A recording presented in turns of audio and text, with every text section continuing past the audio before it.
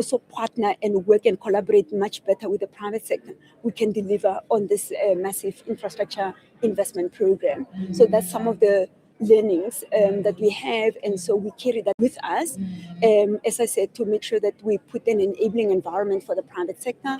We support government institutions, municipalities, provinces, state-owned companies, etc., in the delivery of their infrastructure projects. Okay, if I can come in, you've really expanded on how you've contributed to the ease of doing business in South Africa, but I think we also want to see if you can highlight for us some of the key tangible projects that have been delivered where South Africans can say, oh, actually, that's a ESA managed project, so that we can sort of relate, the big economic benefits for ordinary South Africans.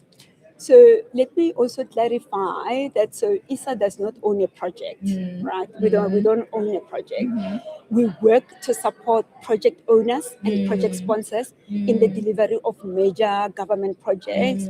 And typically the projects that we work on, the minimum value of those projects is 1 billion rand and above, so that we really target those catalytic infrastructure investments, what we call high impact, high value infrastructure initiatives. So typically those projects are multi-year, multi-billion rand type of projects. So they are delivered in phases because they are just highly complex and massive projects. So some of them, if you look at the raising of the Hazelden Dam wall, I mean, that project took about 4 years. We've recently had phase 1 of the Olifants Management Program. It's a water large bulk scheme project that we have. Phase 1 of that has been constructed already. We've reached financial close for the second phase of that project. And it's DWS-driven, Department of Water and Sanitation driven projects. The Mursina Ring Road ring has been completed. This was completed about 3 years ago. The N3, part of the N3 phase 1 and phase 2 has already been concluded. Phase 3 is now coming on board. Ibiklute also on the N3 to connect different industrial bases in KwaZulu-Natal. That work is underway. The phase 1 and phase 2 has already been concluded. We are now in the last stretches. We started the construction through SANRA of Mtentu Bridge. It will be the highest bridge in the country, in the Eastern Cape, quite innovative. You see this type of bridges elsewhere outside of South Africa.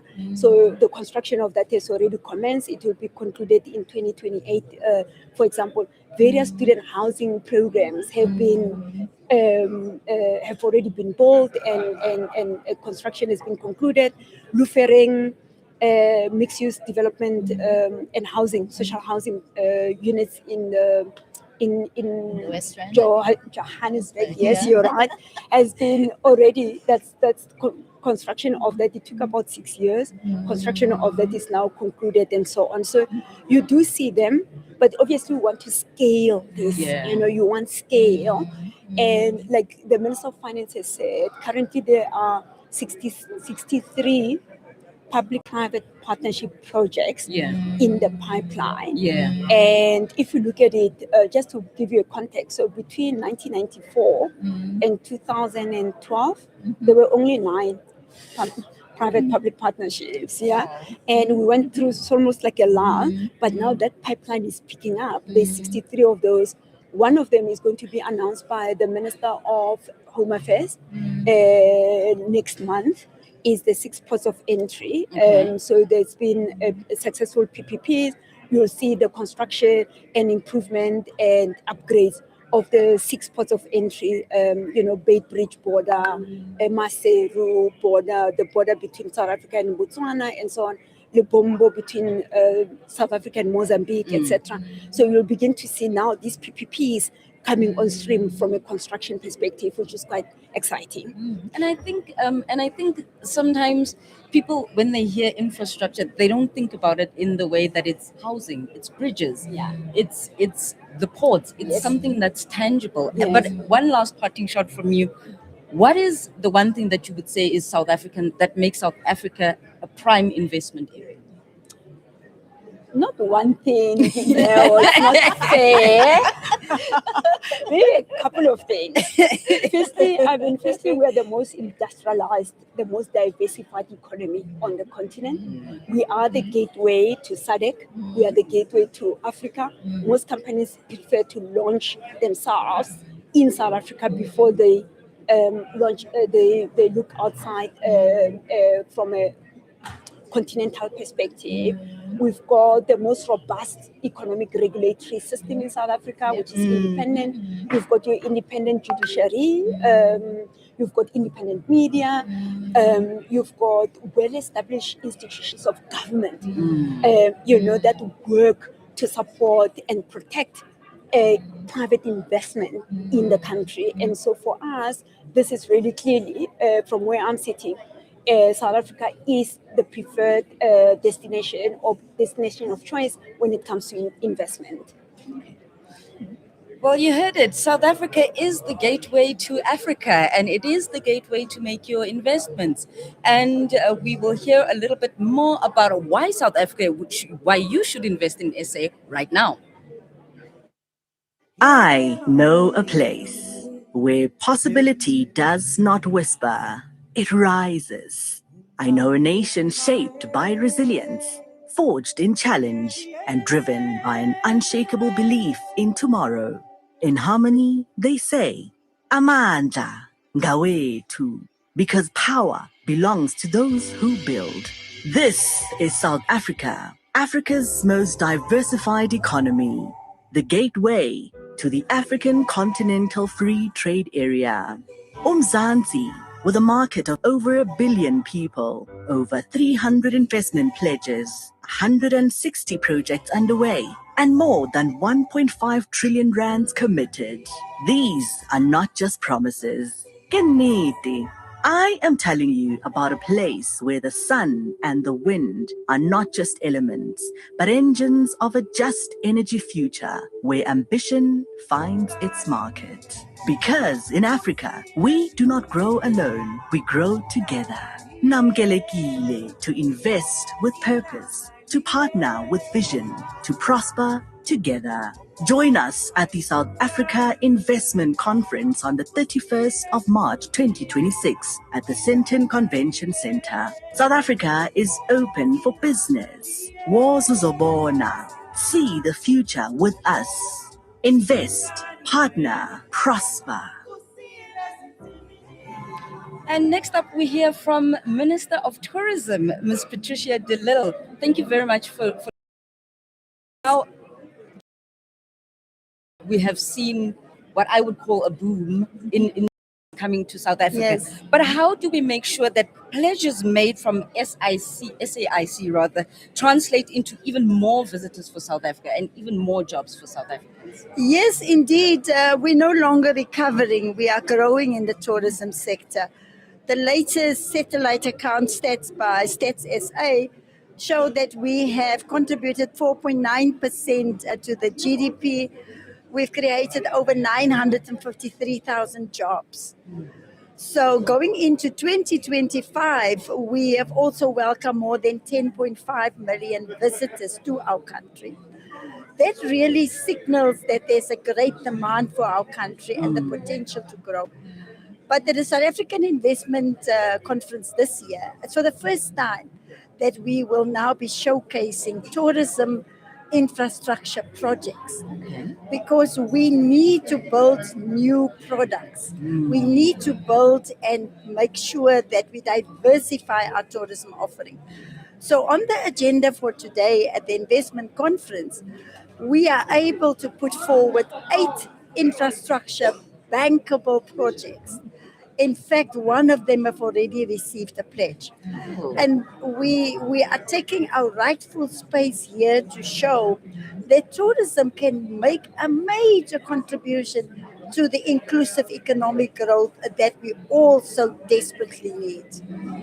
And you speak about these bankable projects, Yes. Minister. In what specific areas or sectors are you looking at? Because you said the right thing there. We need to diversify Yes. our tourism offerings. Of course, in the tourism sector, our 8 bankable projects include projects from both the public and the private sector.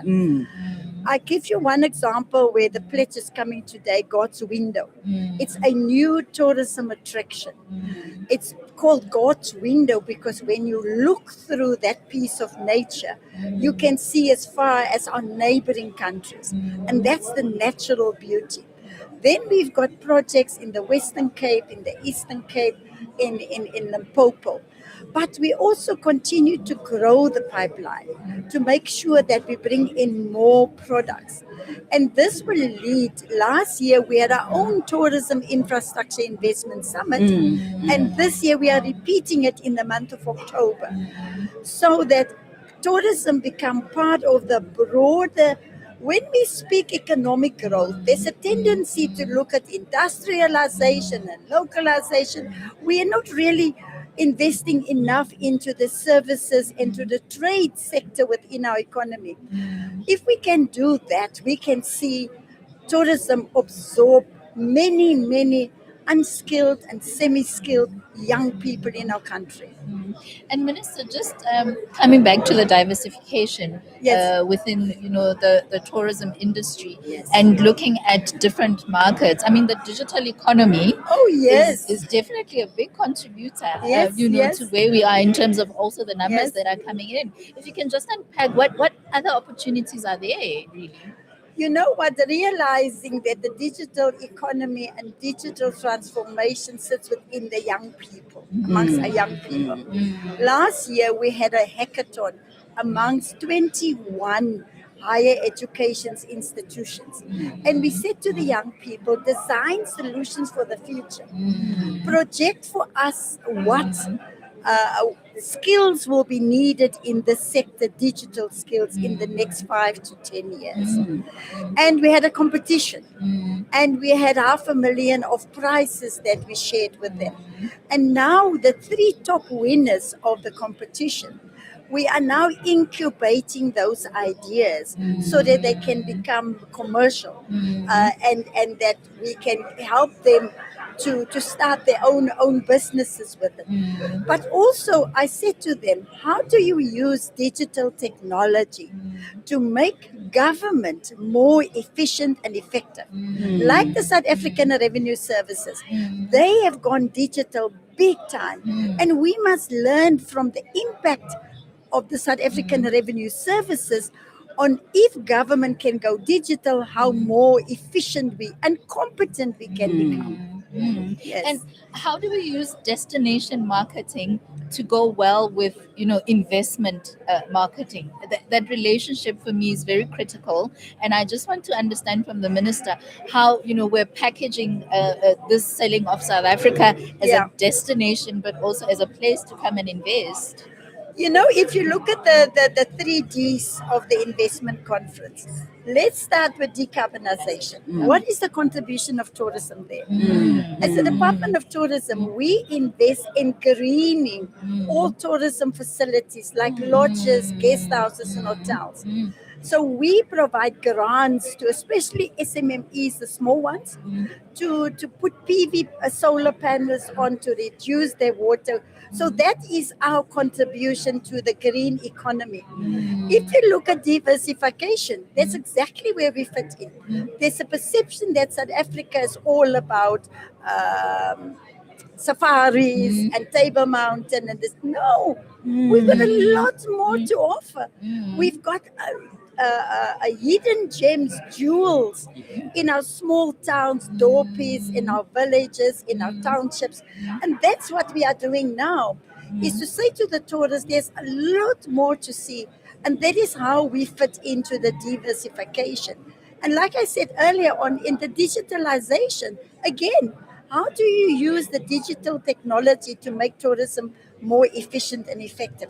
So we are here to make the point that if we need to grow the economy of South Africa, we need to not only invest in the industrial policies, we also need to focus on the trade sector, the service sector, because that's where the low-hanging fruit is, where we can absorb a lot more young people. Yeah, thank you so much, Minister. Thank you, I think thank this you is a so lovely much. conversation and definitely a call to actions for South Africans and international investors to agree. really look at trade and services, Yes. and that South Africa is the perfect I agree. destination Thank you to for the visit. opportunity. Thank you very much, Minister. Thank you. And now we'll be moving to another promo encouraging you why you should invest in South Africa.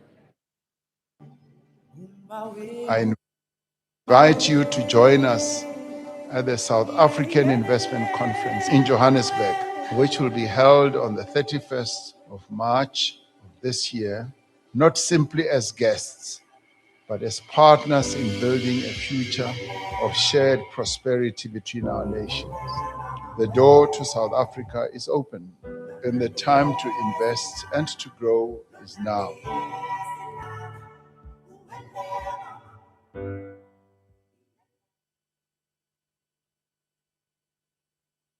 Now we are joined in by the SARS Commissioner, Mr. Edward Kieswetter. I was saying to him, he's on the hot seat tomorrow. He's announcing the I annual invite you collection. to join We us still have a lot of work to do at the to South make sure African that the last cent is in the bank. Yeah, definitely. Only then we can announce. Then you can announce. I think tax incentives are one of the key critical things for investors when they're looking at a place to invest. What can you say about South Africa's tax regime and how investor friendly it is? Well, I think first of all, we have always had a clear intention, particularly for companies and investors, to improve our investment friendliness. One of the things that government committed to was that over the long term, it would trend the income tax rate towards a more acceptable international norms. And the first step there was to reduce it from 28 to 27%. Secondly, to ensure that honest taxpayers can have confidence in the system, government has looked to broaden the tax base, close out opportunities for arbitrage and abuse, because what that enables us to do is fewer taxpayers pay less, as opposed to an ever narrowing tax base that places more burden on a smaller and smaller tax base.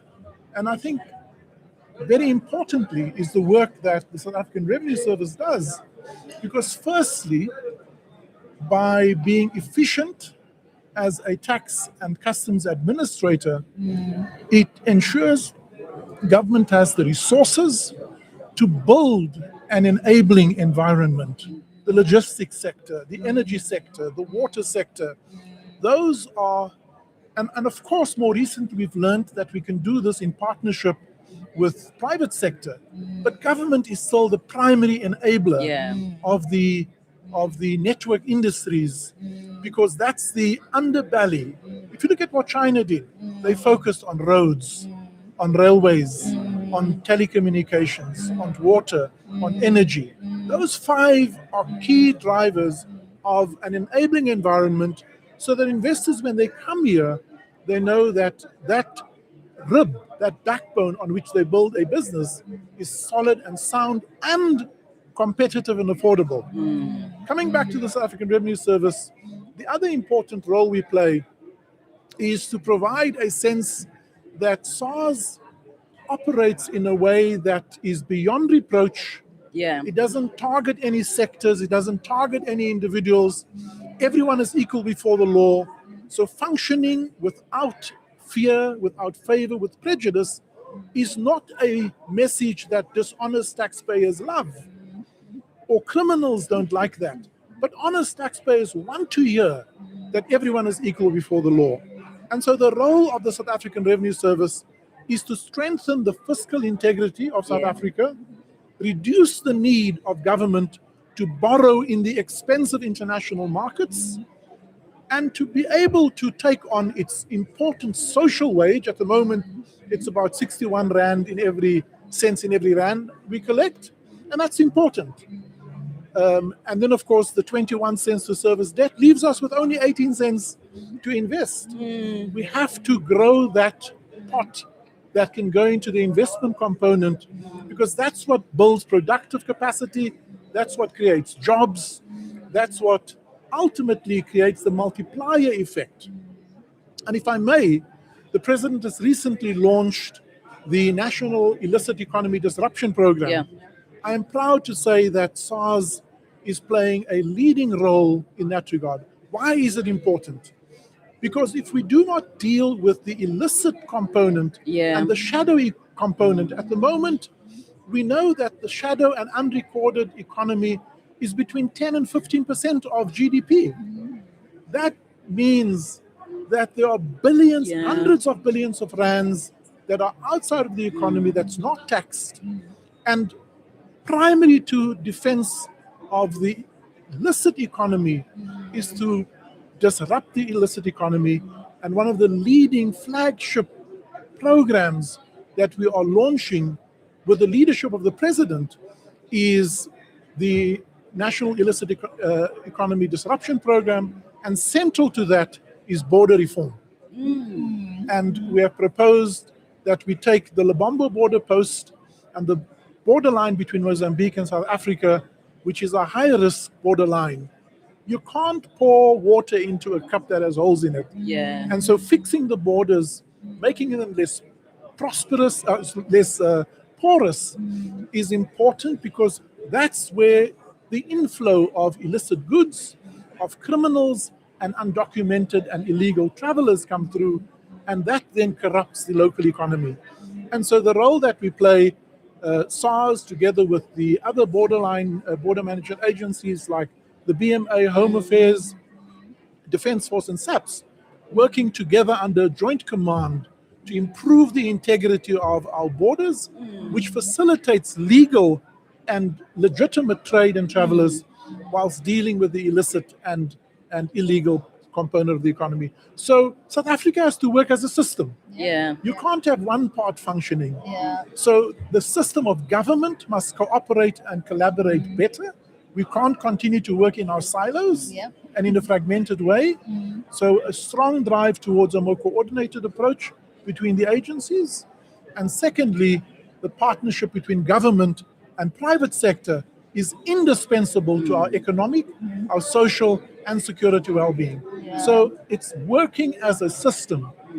Then investors will flood in. There's a word that says, if you prepare the field, they will come. They will definitely come. Just coming back to the illicit economy and the fact that we've satisfied the 22 actions, for us to get off the grey list. I mean, what is it that we need to do more to just make sure we're off that list, So I think let me first just commend, again, all government departments and private sector players who work together to create the enabling framework that gives the Financial Action Task Force the confidence that we have an enabling environment. What we now have to prove when the mutual evaluation takes place is that we can implement and enforce our laws, and we've been weak in that regard. And so one of the things that we'll be looking for is, can we actually prosecute serious financial crimes, terrorist financing, money laundering? Because if we cannot prosecute that, there's no consequence. And where there's no consequence, criminals continue to have a field day. So getting off the grey list was great, but it's first base. We have to get to second base, third base, and ultimately get back to the home. And when we get there, we know that we are not only off the grey list, we shouldn't get off the grey list. We shouldn't attend to these things, by the way, to get off the grey list. We should attend to these things because it makes our country more resilient and stronger and promotes an investor-friendly and investment-friendly environment.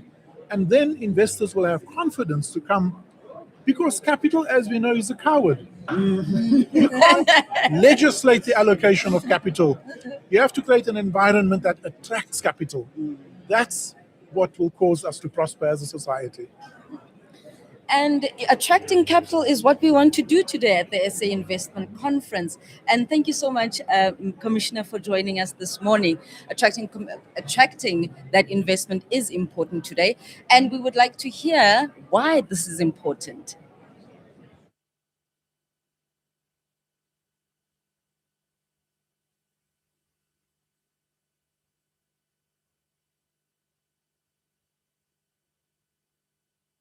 By an unshakable belief in tomorrow. In harmony, they say, Amandla, Ngawe too, because power belongs to those who build. This is South Africa, Africa's most diversified economy, the gateway to the African Continental Free Trade Area. Umzansi, with a market of over 1 billion people, over 300 investment pledges, 160 projects underway, and more than 1.5 trillion rands committed. These are not just promises. Kenete. I am telling you about a place where the sun and the wind are not just elements, but engines of a just energy future where ambition finds its market. Because in Africa, we do not grow alone, we grow together. Namkelekile, to invest with purpose, to partner with vision, to prosper together. Join us at the South Africa Investment Conference on the 31st of March 2026 at the Sandton Convention Center. South Africa is open for business. Wozuzobona. See the future with us. Invest, partner, prosper. Okay, thank you so much for joining us. And with us right now is Public Works and Infrastructure Minister Dean McPherson. Thank you so much for joining us. Now, we do know that the President and the Minister of Finance has outlined 1 trillion rand for investment in infrastructure, for public investment in infrastructure over the medium term. However, when you speak to some of the investors, they will say to you that sometimes red tape is a problem to get into to set up shop rather in South Africa. What are some of the regulatory work that the department is doing to unlock this little block that we're in now? It's a great question, and that is one of the big roles that Infrastructure South Africa has played. Yeah. Which is why they're here today and why they are one of the big sponsors, because they have worked incredibly hard to unlock projects that stall in regulation. You know, we did an analysis of why projects fail, and 80% of them fail because they're inadequately prepared and packaged before investment. And so a huge amount of work is done by Infrastructure SA to make sure that those projects that go out to market don't suffer that red tape during the middle of that construction or execution. Of course, these things are always going to happen, and it's how do you mitigate that and reduce that. And even then, where they have stepped in, they've been able to unblock those and get those moving very quickly. And Minister, I think it was last week, President Ramaphosa said, the one thing about infrastructure is that it's not built at the union buildings. It's built in the municipalities. It's built in the provinces. How are we helping municipalities to be able to maybe unlock some of the challenges they have when it comes to service delivery of water and of sanitation and so forth? You know, 100 billion rand of municipalities infrastructure grants are sent back every year. That is 100 billion rand worth of lost opportunities and lost infrastructure every single year. And so that's the big crisis that we have to confront. And so I fully support government's view that says if municipalities are not going to be able to spend that money, then that money then can't not be spent. It must then be done by a more competent municipality or by an agency of government, whether that is MISA, ISA, whoever. We, from our side, we are doing some fascinating work in local government where we are doing a trial project with 4 local municipalities to help them with capacity. We're not taking over their projects. We're simply stepping in to say we'll partner with you through a resolution of council so that we have the full mandate to do so. And the results that we are seeing is quite extraordinary. We're seeing private sectors come into municipalities that they wouldn't previously do so, invest in those projects, take equity in them. And that is very, very impressive. And that just shows you when you have that capacity, when you have that expertise, that the private sector follow through, which is what we would then hopefully in time to come want to replicate across local government.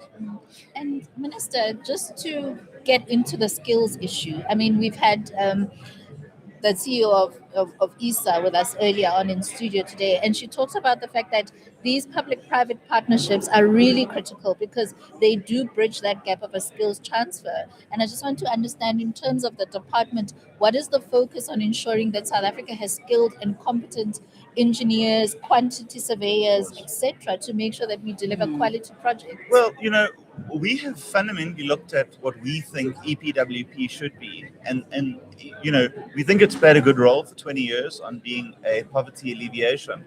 But what South Africa needs is skills. Yeah. So just to give you some examples, we are working with the National Youth Service, where we are funding apprenticeships for people who ordinarily wouldn't get an opportunity to become a tradesperson, whether that's plumbing, electrical, construction, whatever that may be.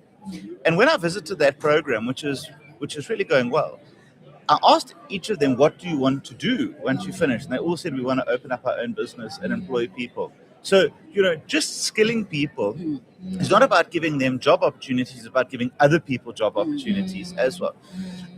On our bursary scheme, we've said, we're not prepared just to simply, make bursaries available for engineers and QSs and so on, and then not be able to retain them. Yeah. Before, they used to get this money, get a bursary, and then go work in Dubai. We've now said you've got to work 2 years in the country, whether that's for the department or the private sector, so that we retain some of those skills.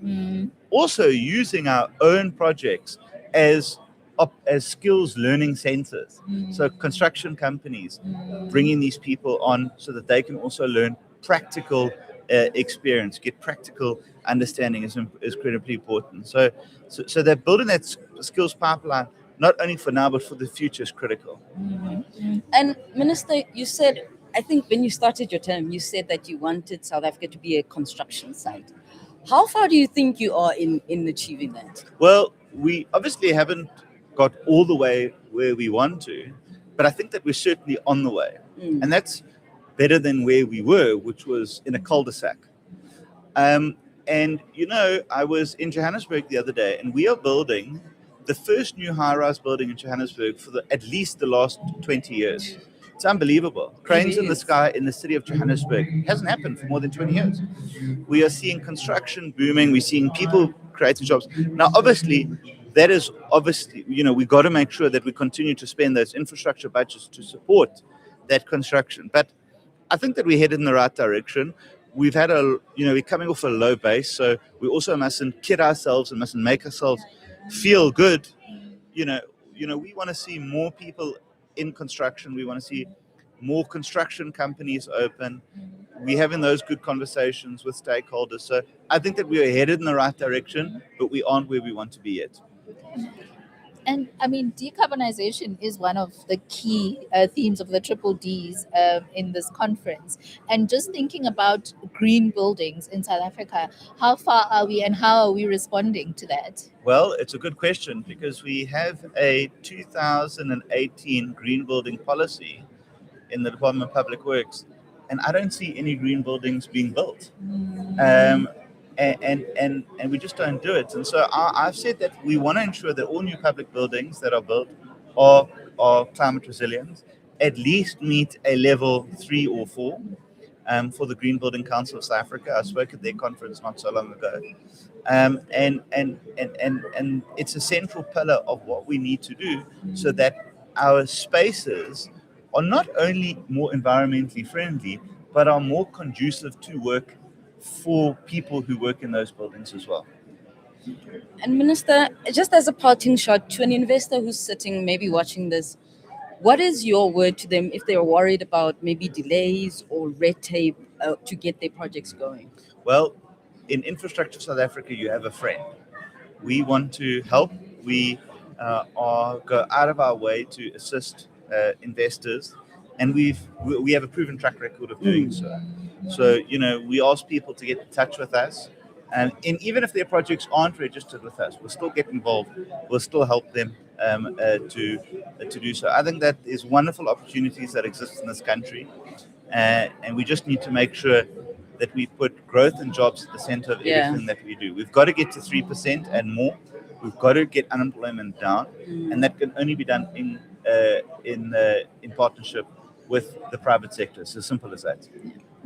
Thank you so much, Minister. I think you leave us with a message that says government-business partnership is required to unlock investments, to keep the economy growing, and to create jobs. Thank you so much for your time with us today. Thank you. Thank you for having me. And now we are going to be slowly wrapping up our first segment as the investment conference and the deliberations are about to start. We will definitely be coming back later to you today, Neo, won't we? And indeed we will be. And from later on, we will be hearing about the pledges that have been made in this year's SAIC. And remember that the message for today is that South Africa is open for business. South Africa is open for investments. And government has laid the groundwork in order to make that possible. Government has put in reforms in rail, in visas, in all manner of sectors to make sure that the ground is set for investors to come in, Sarah. Yes, definitely. And I think Operation Vulindlela is what we call it, that program that is unlocking all those reforms that make us an investor-friendly destination. And we know that the theme for this conference is invest, partner, and prosper. And we want to say to our listeners that are listening to us on various community radio stations, we appreciate your time that you've spent with us in this first hour of the investment conference, a live broadcast of Goza TV brought to you by the GCIS. And definitely, we know that what's upcoming is that the Minister of Department of Trade, Industry and Competition, Minister Park Stow, will open this conference. We'll also introduce the President, who will give a keynote address, and we get to see what is it that is being pledged and which sectors are going to be getting a boost today.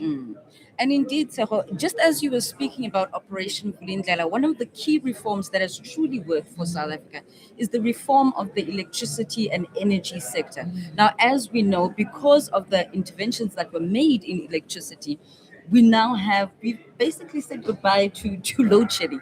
And as you know, the availability of electricity is so important to investors because they want to know that they can keep the lights on all day, they can keep their businesses going all day. And as we look right now, the guests are starting to file in as we prepare to start the investment conference. I think I see the Deputy President there, Taro. Yes, definitely. I also saw earlier on, I think we got a shot of the Minister of Minerals, Gwede Mantashe, and Deputy Minister in the Presidency, Noneba Mhlauli. And I think there's the Minister of Electricity and Energy. And I think definitely we're looking to hear about his big announcement today around investment on energy projects.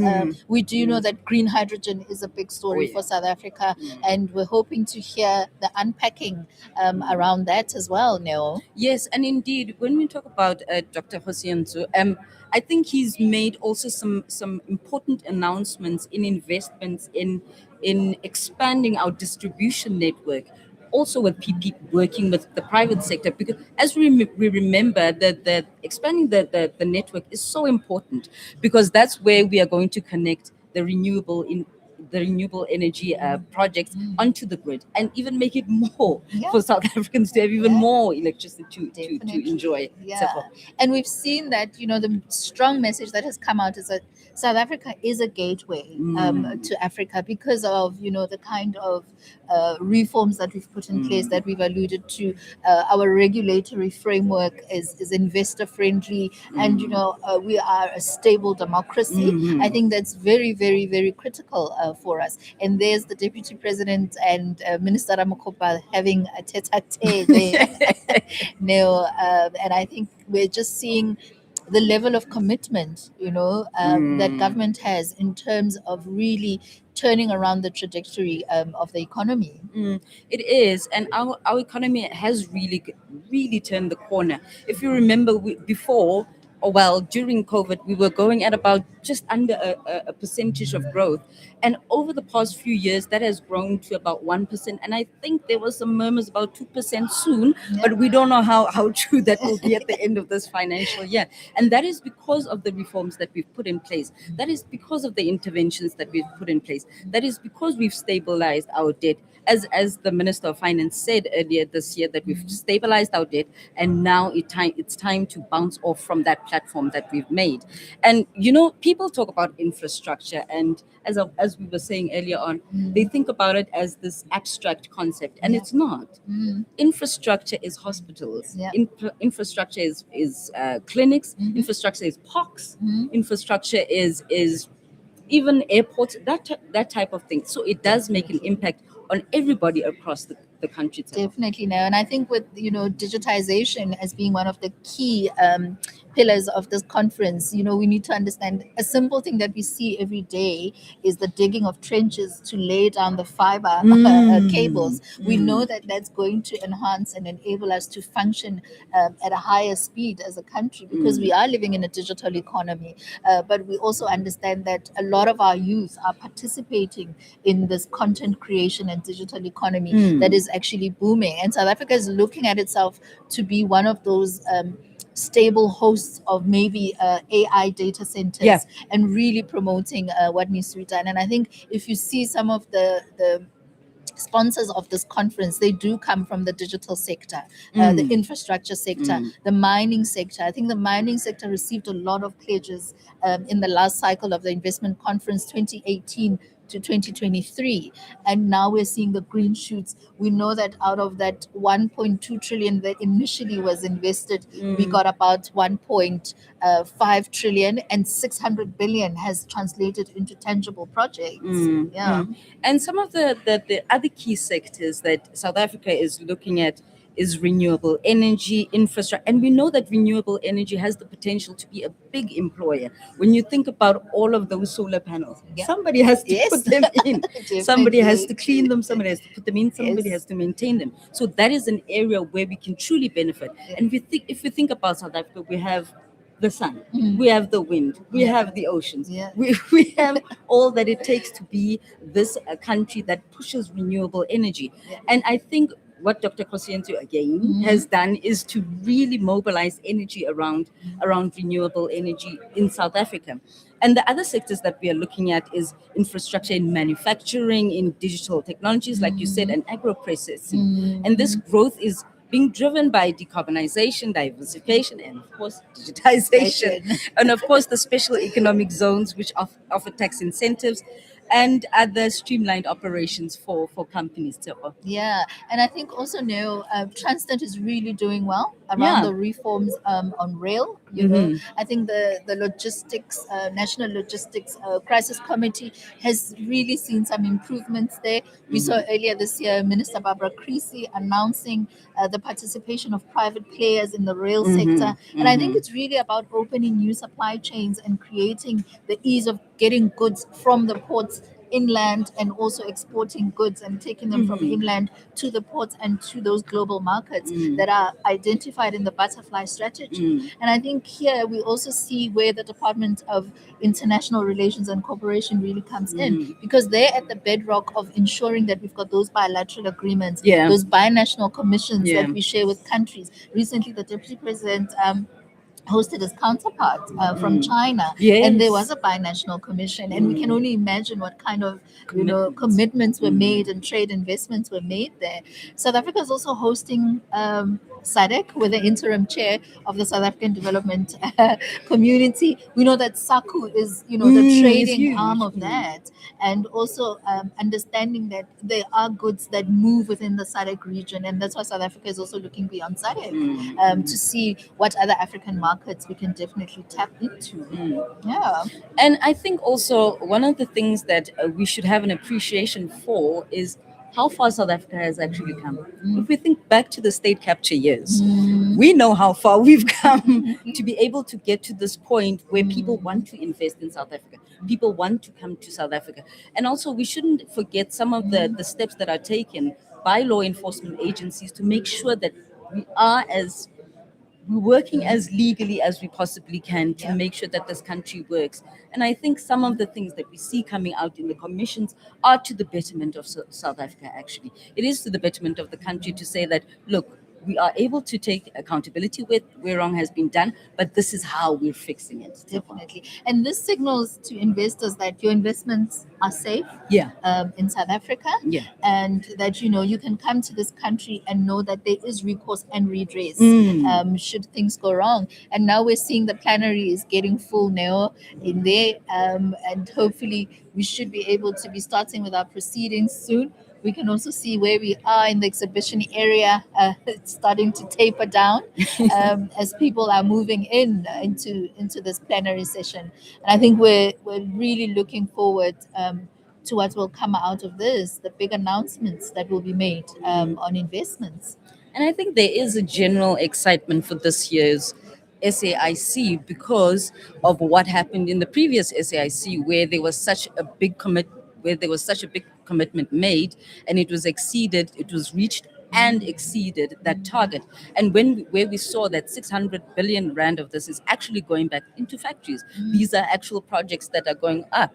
And I think the excitement is also about how South Africa is ramping up the pace in its economy, and everybody wants to get a slice of that. Capital really does like the slice that it has. Definitely. And joining us right now is the spokesperson for the president, Mr. Vincent Magwenya. How are you, sir? Good morning. How are you? I'm okay. Thank you. Well, Yes, thank good morning. Thank you. Yes. Welcome to Goza TV. Thank you. Thank you for having me. Yes. Mr. Magwenya, if you can just share with South Africans why this was an important project for the president to embark on in 2018. I know we did stop in 2023 and we're back here again. And there was good reason to take a bit of a pause. 2024 was an election year. It would have been difficult to convince investors to pledge any money when the country is going to be going through a leadership transition that is always anticipated ahead of elections. Then 2025, we were still very much focused on bedding down this new government structure, the government of national unity. You will recall we had that unfortunate budget fallout, which taught us a lot of valuable lessons. And so we needed to go through those processes or that pain, if you like. But what I must underscore is that the work of mobilizing investments into South Africa never stopped in that time. I will use one example. I think it was last year when the president embarked on a 3 Asian nation tour to Indonesia, Vietnam, and Malaysia. The primary purpose of that tour was to open those markets to South African goods and services. It was to increase trade between South Africa and those markets, combine those 3 countries, constitute a market of over 300 million people. And so all in all, trade diplomacy is a constant effort. It doesn't wait or start or stop around the investment conference. We've had incoming delegations visiting South Africa because of the recognition that South Africa is an opportunity-rich investment destination, and it's a place where they can do business and benefit. And so the event itself, whilst it's a signature event for investment mobilization, but it's not the end and be it all in terms of the work that we do to ensure that we grow our economy. Yeah, and when President Cyril Ramaphosa came into government the first time, I know he did a similar tour to the West African nations. Yes. I mean, what are we seeing in terms of translation and trickle effect of those engagements that took place then? So from an African continent perspective, we are now heavily focused in driving forward the adoption and the practicalization, if you like, of the Africa Free Trade agreement or Africa Free Trade Area, as it's sometimes called, to ensure that we unlock intracontinental trade, which is quite important. You will have seen the latest trade figures that the continent featured more prominently than any other region in terms of our exports, followed by the likes of China and other parts of the world. And so we're beginning to see more and more countries signing up on AFTA. And so that's going to open the borders of trade, if you like. A number of countries have expressed interest in pursuing free trade agreements with South Africa. You will have seen Minister Steenhuisen opening new markets for our products, whether it's grapes or avocados in the Philippines and so on. And so we're beginning to see green shoots out of all these efforts. 600 billion rands has already flowed into our economy from the previous iterations of the investment conference. You will have seen the president visiting factories, opening factories. Each time he does that, tie it back to the pledges at the investment conference. Unfortunately, there is the reality of a lag between the pledge and the time the factory is opened. The number of things that have to happen in between. And so we begin to lose sight of where is this coming from, where else it's a continuous story. But to go back to your earlier point, this is so important that we do not tire from mobilizing investments to South Africa. We have the highest rate of youth unemployment. It is the issue that keeps the president up at night. And that youth demographic that we have is also a blessing for us to have a relatively young country. So we need to convert it into something more meaningful from an economic point of view. We still are plagued by high levels of poverty. We need to address that, and government cannot do it alone. There are government interventions, but we also need to have the private sector. We also need to have the economy shooting from all cylinders.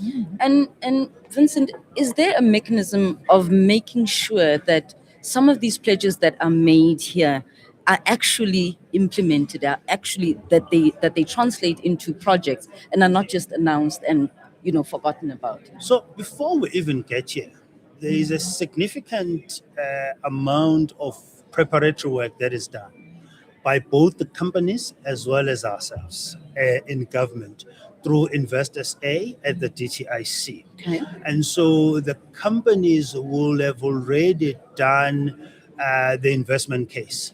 That investment case will already been presented to their boards and approved. And so they don't pledge and then go back to do an investment case and seek approval from their boards. They do all the preparatory work and then they come and pledge. Post the pledges, what do? We ensure that all the bureaucratic bottlenecks that are there are immediately resolved. If they have to go through the regulatory processes, those must be allowed to go through, to run their course rather. But we remain close to those companies, ensuring that whatever challenges they face, we are able to intervene either through the DTIC or directly as the presidency, as it has happened in the past where we've had to intervene. We are continuously sensitizing municipalities. Municipalities are not just there to provide services, but they are there to support investments. They are there to support economic activity. So where permits get unnecessarily delayed, we intervene to get those permits expedited. And so there is a lot of hard work that continues post the investment conference to ensure that the projects are realized. Because if you think about it, the country's image and reputation is at stake. When you have a global company making an announcement and for that company to go back and say, oh, hang on, we're reversing that commitment because of ABCD in South Africa, we cannot allow that. And so we are involved throughout the way to ensure that those investments are realized. You recall that government has that partnership with business, the government-business partnership. Other than the three work streams around energy, logistics, crime, and corruption, there is still engagement in looking at the broader sort of investment climate. Yeah. And where there are issues, even at a partnership level, those issues are raised and we work to resolve them. And quickly, Vincent, I really want to ask you this question. The president spoke last week when he was in Free State. He spoke quite strongly on municipalities, and I'm glad that you're mentioning them. He spoke about how the projects are in the municipalities. How are we helping the municipalities to be able to unlock these challenges in service delivery that they have? So one of the biggest challenges we have with municipalities, and the number of them, but if I zero in on one massive one that is causing a little bit of discomfort in the investor community, is water. Yes. And the provision of water. And the president has decided to directly intervene in that regard. The Water Crisis Committee has been formed. Tomorrow, it will be the fourth meeting that will now bring in premiers, as well as SALGA from a local government point of view, and metro mayors, to then ensure that we are aligned around the resolution of these issues. We've already begun the process of reforming the water sector. Like we did with the energy crisis, we used it to reform the sector. Like we did with logistics, we used the crisis to reform the sector. We're going to do the same thing with water. As we resolve water issues in parallel, we're going to be looking at broader sets of interventions around municipalities, issues of skills, issues of how municipalities use their budget allocations. We've found in some instances that 60% of budget allocations go to salaries, and very little goes to the maintenance of critical infrastructure like your water infrastructure. And so we're going to be looking at those issues, working together with municipalities to resolve them, because to the point you raised that the president referenced, economic activity takes place at a local level. Who's there? Local government. And so we have to give more focus to local government in that regard. Thank you. Okay, and thank you, Vincent. I think we now understand the backbone of what it takes to invest in South Africa. You know, it's not just only government at a policy-making level, but it's also local government, the coalface of service delivery. And this entire value chain has to be unlocked, and it has to be investor-friendly. And we will be crossing over very soon now. We did see President Ramaphosa and Minister Park Stau walk into the plenary, so we should be crossing over to take that live. And I just want to say to our listeners on the community radio stations, again, we will be with you later this afternoon.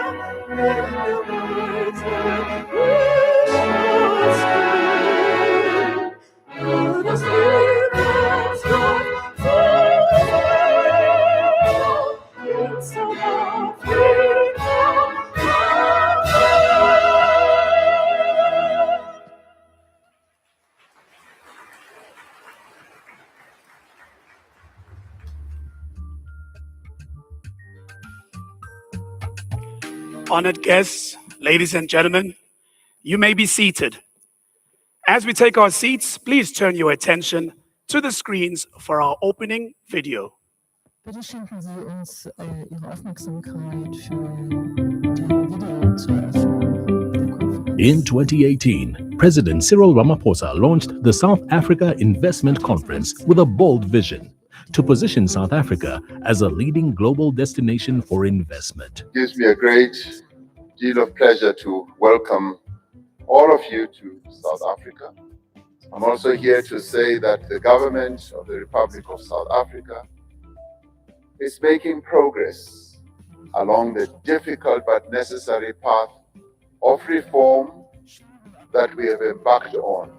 The goal was to secure investment pledges worth 1.2 trillion rand over 5 years. By the close of the investment cycle in 2023, South Africa had secured 1.56 trillion rand in investment pledges, exceeding the target by 26%. Many of projects pledged over that period have since been implemented. Building on this momentum, government has committed to a new investment cycle, culminating in the launch of the 6th South Africa Investment Conference in the Western Cape, Wolseley, where an ambitious expansion has become a working reality. Investment pledged through the mobilization drive helped turn vision into reality. Today, Lotus is alive with movement as production lines hum with precision. Lotus Bakeries shows what happens when global capital meets local opportunity. The products made here are more than output. They are livelihoods and stability. Jobs have been created, families are supported, and communities are benefiting from this investment. My name is Dole Matheson. I'm the Managing Director of Lotus Bakeries in South Africa. So Lotus Bakeries had been involved and have made a pledge in the last 3 investment conferences. And we have found it to be a very useful exercise because as part of our investments in South Africa, when any bottlenecks came up, we were able to use the investment program as a way of resolving those bottlenecks. It also gave us a huge amount of confidence that South Africa was open for business and had the infrastructure in place for foreign investment to succeed. The Northern Cape is rich in sunlight, an advantage that has opened major opportunities in renewable energy. Scatec Solar shows how innovation can unlock natural potential and convert it into economic value. Power generated here has helped ease load shedding. This is more than an energy solution. It is a strategic investment in sustainability. My name is Roberto Gimbacorta, and I'm the EVP and General Manager for Sub-Saharan Africa for Scatec. So the company is an integrated renewable energy solutions provider. We are headquartered in Oslo. We work primarily in emerging markets, of which Sub-Sahara is one of the core focus markets in the company. We operate in different technologies: solar, wind, batteries, hybrid projects, and hydropower elsewhere in the world. The success story of the first hybrid project for the company in the continent, still the largest one in the continent, spanning about 1,200 football fields, about 10 kilometers from one side to the other. And if you were to run around it, it would be 42 kilometers, almost a marathon. In KwaZulu-Natal, investment is also driving innovation in advanced manufacturing. Kerry Group operates at the intersection of technology, creativity, and global demand. Every product leaving the production line reflects precision and shows how investment in innovation can create long-term value. In Pretoria, in Gauteng, VM Automotive, owned by Black industrialist Gibson Njenje, is another company that made its pledge in the initial investment mobilization drive. This company is fast gaining recognition as one of the leading automotive component suppliers to established global brands such as Mercedes-Benz. Started the company in 2012. We started supplying Mercedes from here, actually, until the old series ran out, W205. Now they're running to W206. But W205, we supply closely. So in 2019, we put in a bid for the contract of the W206 with Mercedes-Benz. And we went to our funders and told them this is what we're doing and would want you to support us. In Limpopo, mining investment is laying the groundwork for long-term value and local development. Platreef, Ivanplat's flagship project is unlocking South Africa's mining potential through advanced techniques. This is not only about extraction, it is about creating value from the ground up. Dr. Patricia Makesha. I am the executive chairperson of the board of Ivanplat. So I look at the entire strategy. How do we implement the strategy of building the mine and affecting all the stakeholders, which is the communities, the government, and the shareholders. Ivanplat is in the heart of 20 villages in Mokopane, and all 20 communities are the shareholders of Ivanplat's company. Our contribution is mainly on skills development, enterprise and supply development, and socio-economic development. 26% of our shares belong to the local communities. Manufacturing continues to turn raw materials into higher value products. PG Bison's plant in Mpumalanga continues to drive economic development through manufacturing and resource transformation. Raw materials are processed into high-value products that support construction and industry. Gerard Victor, PG Bison, I'm the CEO of the company. So at the 2020 investment conference, PG Bison pledged to invest just under 2 billion rand in investments in Umkhondo. But none of this was possible without the DTIC and lately also Eskom that had to build a complete new power line that's feeding this factory. I must really say this shows a complete partnership that can deliver when we put our heads together and make sure we want to deliver a project in our country. Mr. President, I proudly stand here and I wish you all the best for the 2026 investment conference. Our previous investment conferences laid the foundation for accelerating economic growth by building partnerships. Now is the time to see what it means to invest, partner, and prosper. Was es bedeutet, zusammen zu investieren und den Wohlstand zu fördern.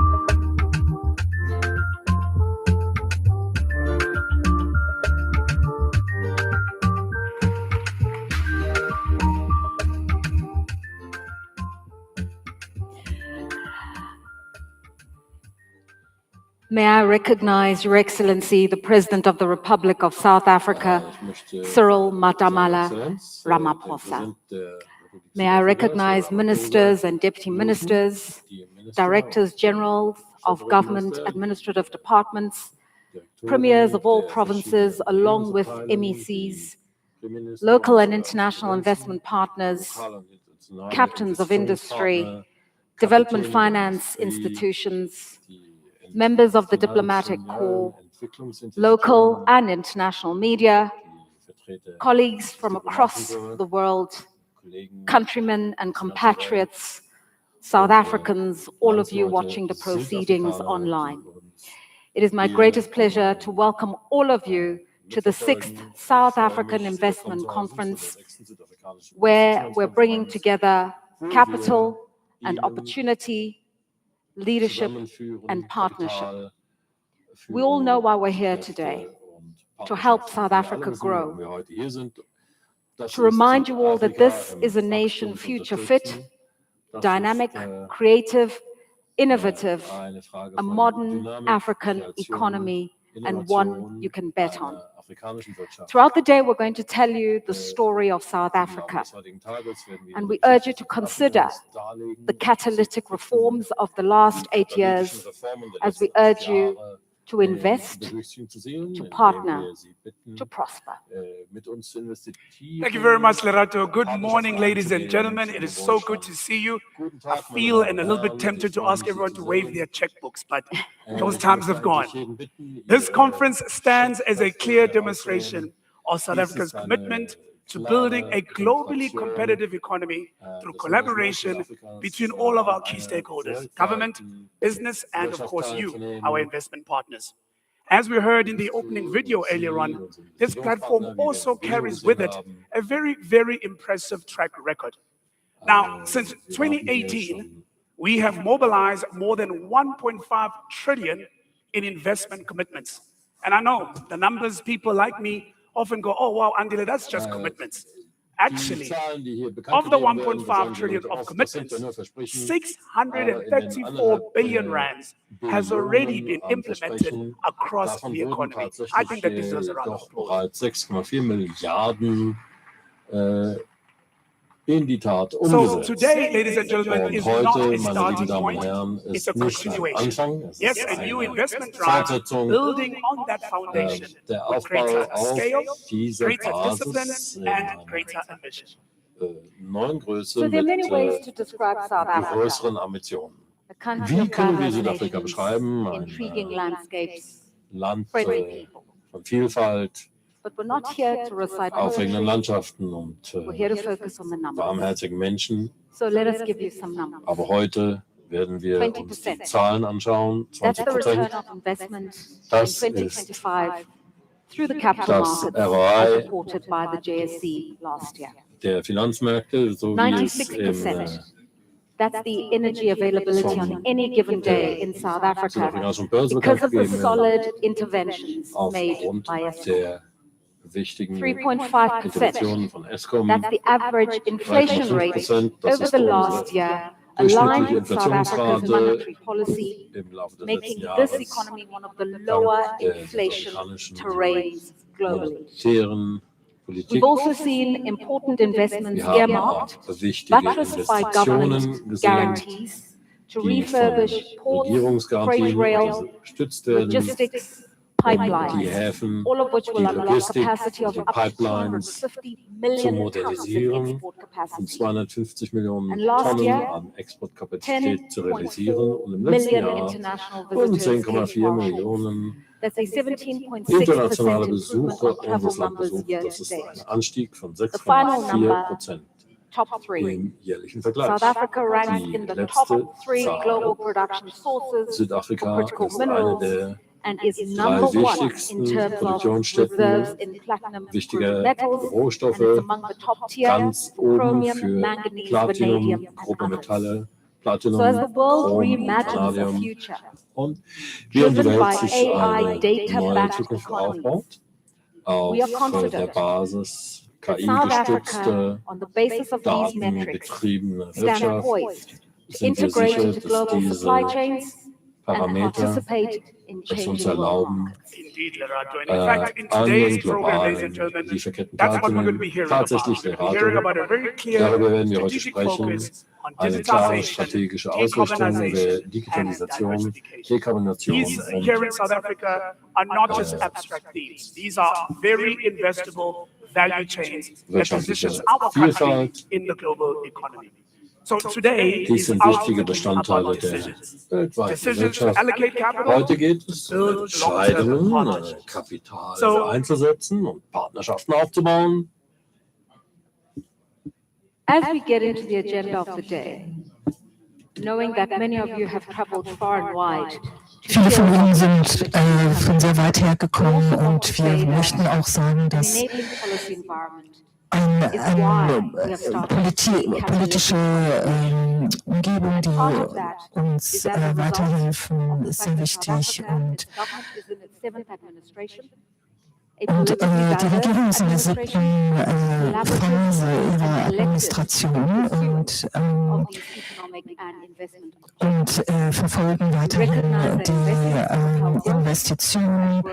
Investitionsstrategien, die Jobs entwickeln und wir sind dazu bereit,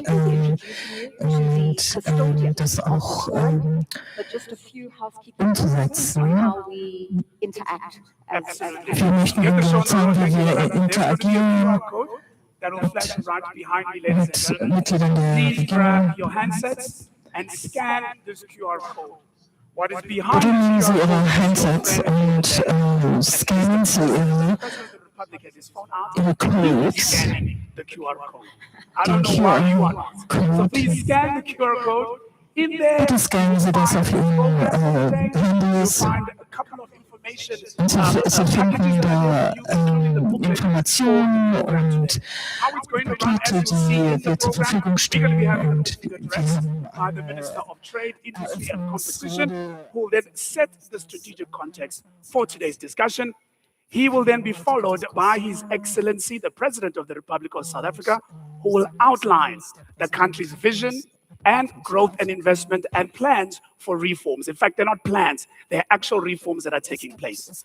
We will then move into a bit of a series of strategic dialogues. There'll be a couple of panels. These will be bringing together policymakers, investors, and industry leaders as well. And then in the afternoon, we're going to be anchored in another series of parallel commissions. These are very exciting, ladies and gentlemen. It's going to be different rooms in level 2, where you'll be going in and out in different rooms and experiencing very different discussions across the day. These are sector-specific, and some of them are even region-specific. All of this is behind that QR code. And then, of course, we'll conclude the day with the signature announcement. I'm sure it's a moment we all look forward to. How much have we raised this time around? And we'll close the day with a final word from President Cyril Ramaphosa before the gala dinner tonight. A final word from tech-savvy President Cyril Ramaphosa. All right, let's remind you, we're here to invest, to partner, to prosper, and to really prepare for a future of decarbonization, digitalization, and diversification. But without further ado, let us introduce you to the minister who's really tasked with bringing this forum to life. This forum advances, I would say, the work that he and his team do on South Africa's industrial strategy, driving investment, supporting business growth, and strengthening this country's global competitiveness.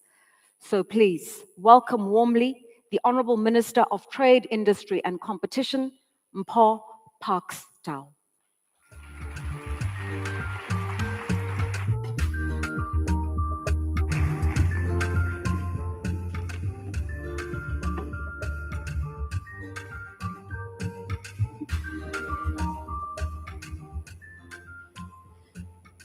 Thank you very much to the program directors, His Excellency President Cyril Ramaphosa, His Excellency Deputy President Paul Mashatile,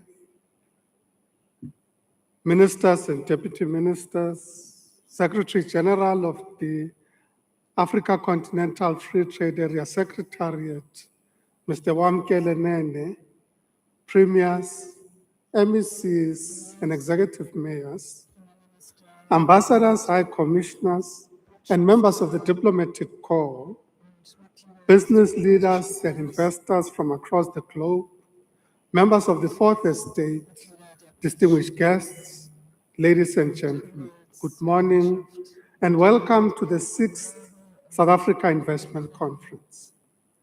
Our message today is clear.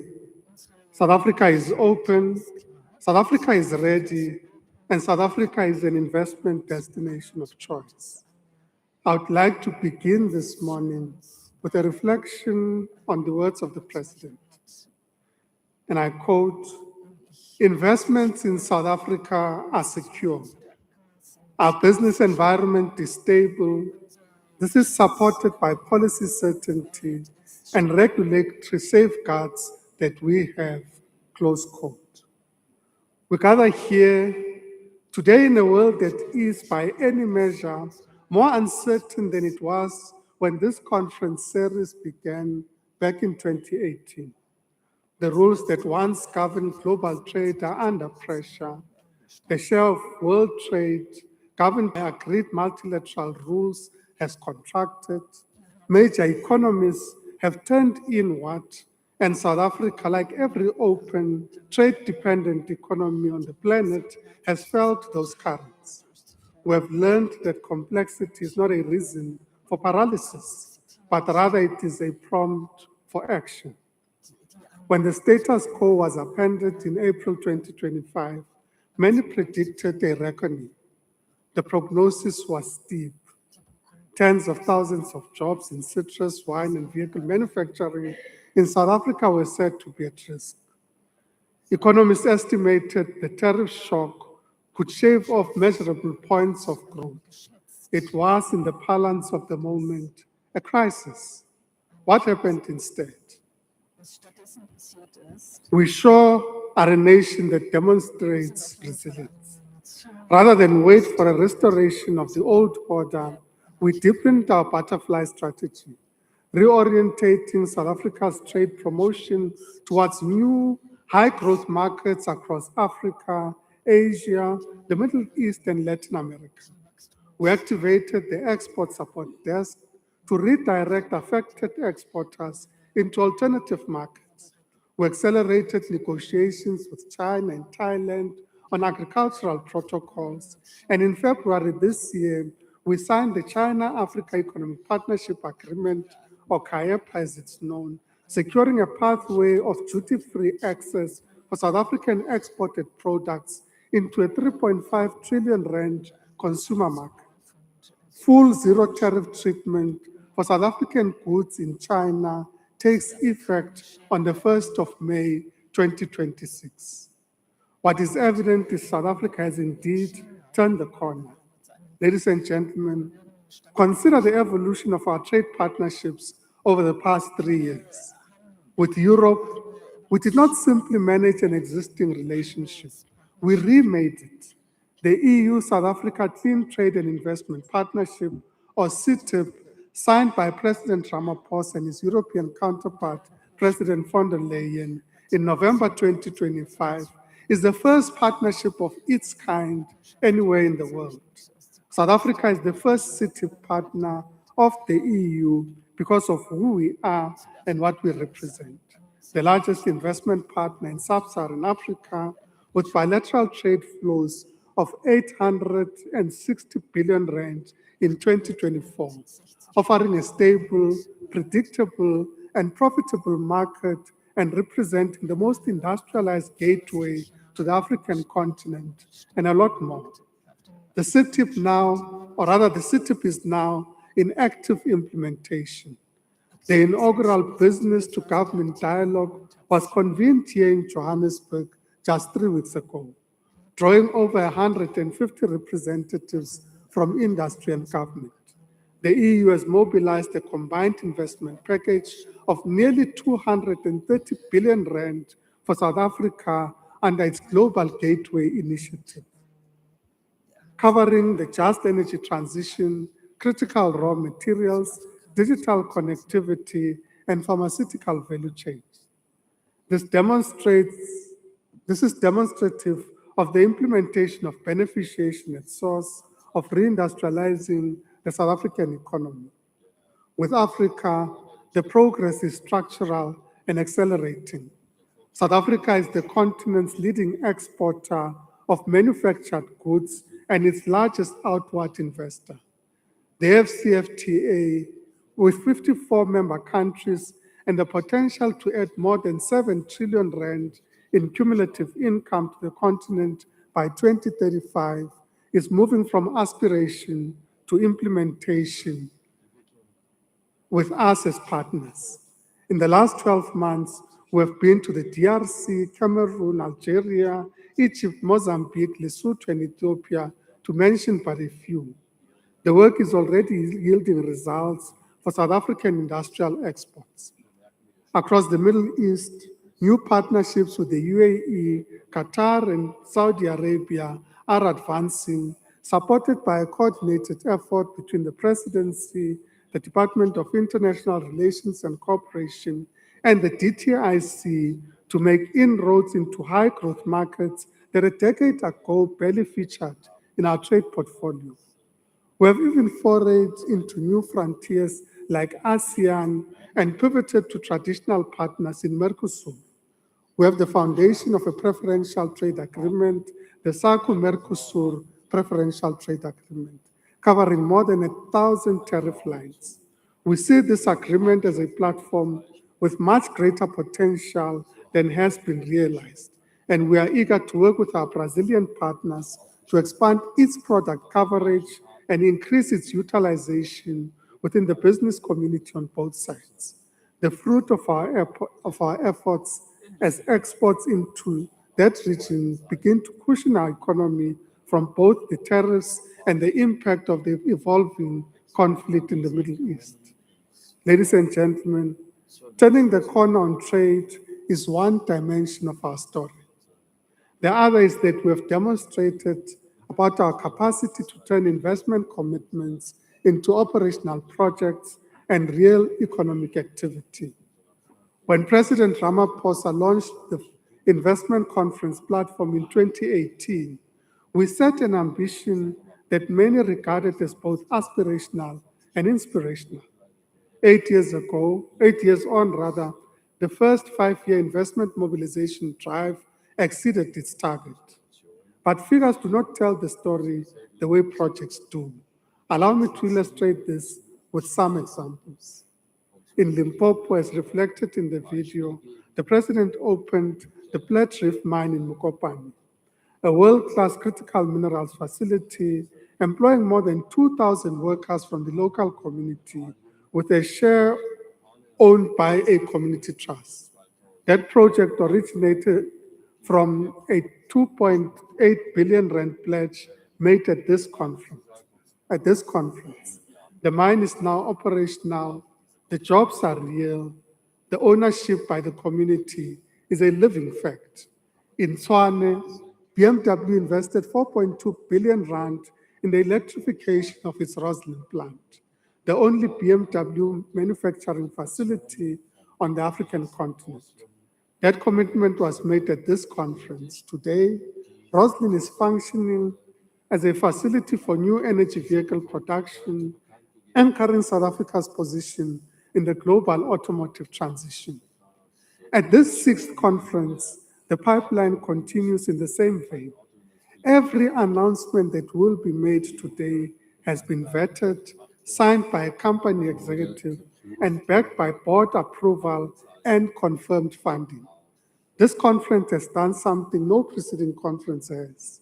When announcements are presented to President Ramaphosa this afternoon, it will have been a result of convening of all of society, organized business and labor, civil society and government at different levels, all informed by our industrial policy, our export strategy, our macroeconomic outlook, and our diplomatic engagement and partnerships.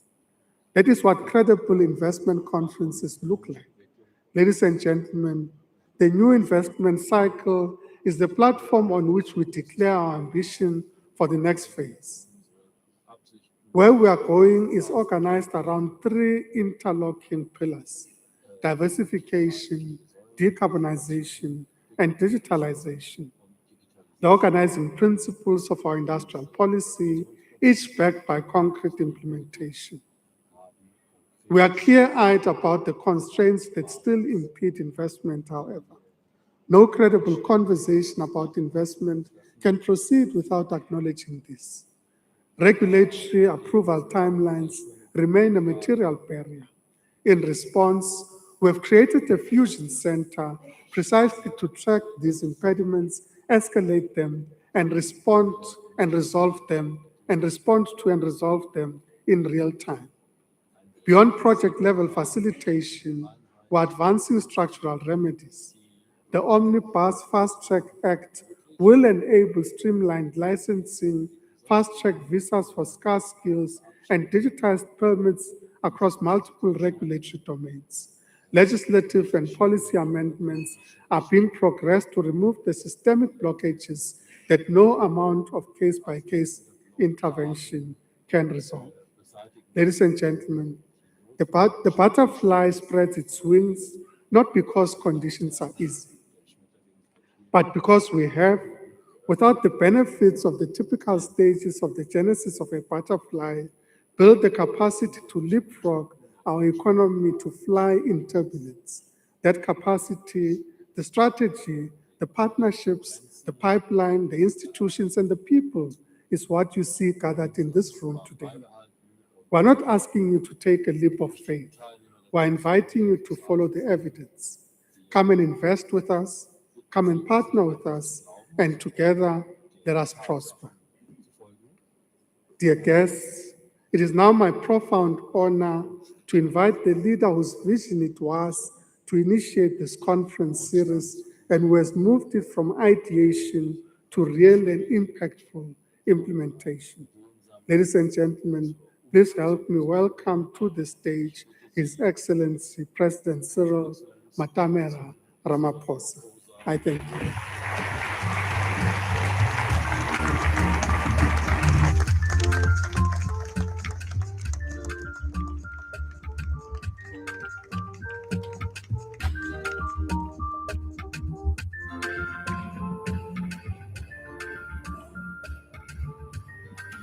Thank you. Let's be seated, please.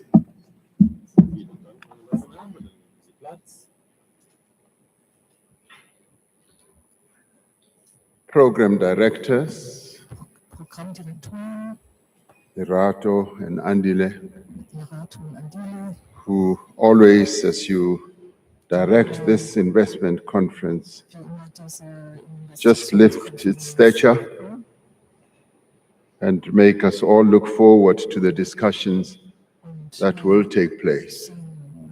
Deputy President of the Republic of South Africa, Shipokosha Paul Mashatile, Minister of Trade and Industry, Mpho Pakstau, ministers and deputy ministers who are here present, and they've come in their great numbers, and we thank them.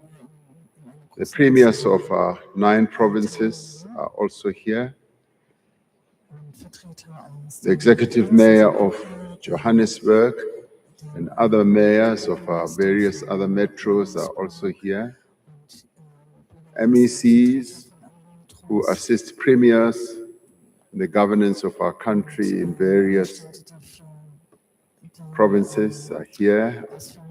Ambassadors and high commissioners extend our greetings. And I also extend my greetings to the Secretary General of the Africa Continental Free Trade Area, Wanele Mene, all the way from Ghana, representing the AU in that part of the world where his offices are.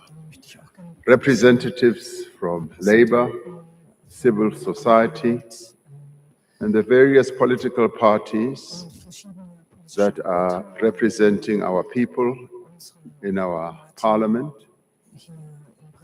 traditional leaders who are here present and community leaders, and guests and ladies and gentlemen. Welcome to South Africa, and particularly to Gauteng, to Johannesburg, the city of gold, our country's largest economic hub. 140 years ago, the discovery of gold beneath the soil of this place where we are holding this conference. What was set out in motion was an industrial boom that would shape South Africa's economic destiny. It had started somehow in Kimberley when diamonds were discovered, when one of those who looked at that shiny stone said, "It is on this stone that the future of South Africa will be built," and that was in 1867. In 1888, they moved further north and found gold in this place.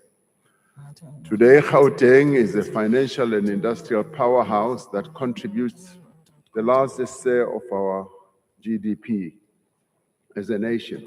The city of Johannesburg is South Africa's financial capital and home to Johannesburg Stock Exchange, the largest and most advanced bourse on our continent.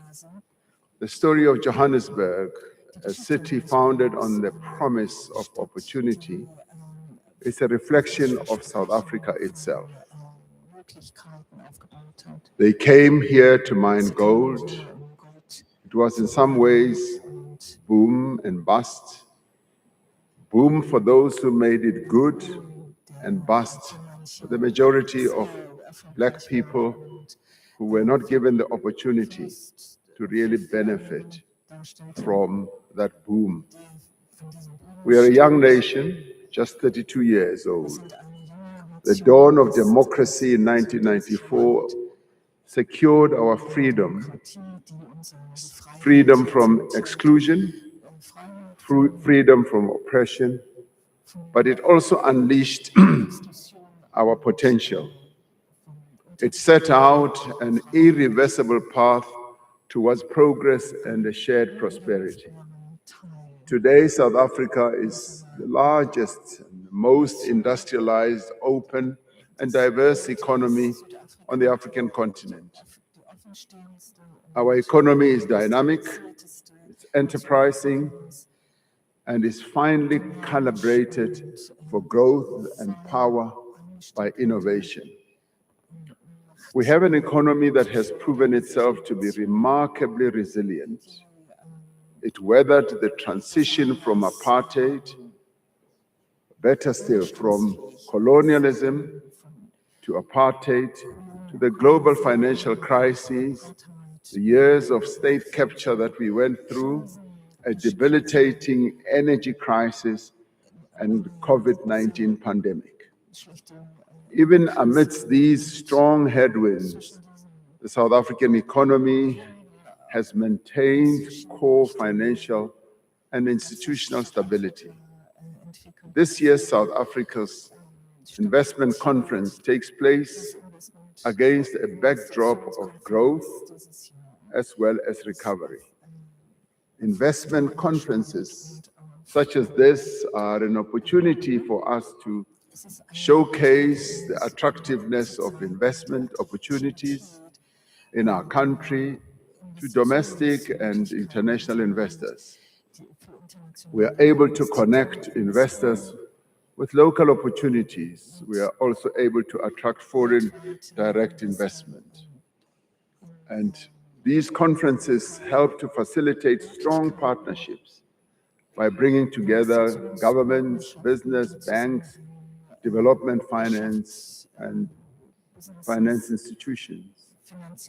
But they also bring together people, ordinary people who are able to move from contact to contract and are able, even during their tea breaks or coffee break, are able to meet, to have a conversation, and to exchange cards, and to talk about each other's businesses.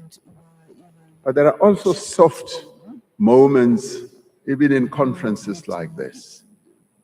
I had, and I digress for a minute, I had to get information of what happened during the second investment conference.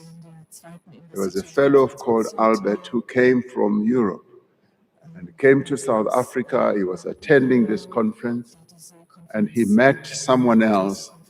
They were having coffee. And this lady happened to drop something on the floor. And Albert, the quintessential gentleman, immediately went down and picked up the little lipstick that she had dropped. And he gave the lipstick back to her.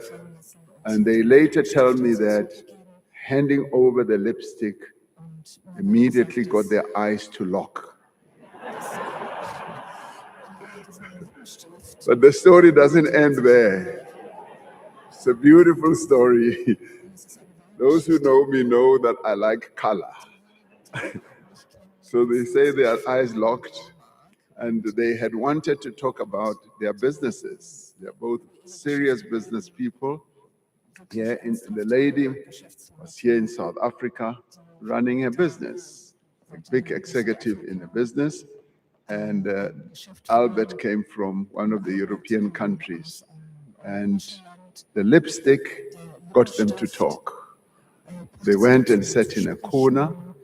Instead of talking about business, they were looking into each other's eyes.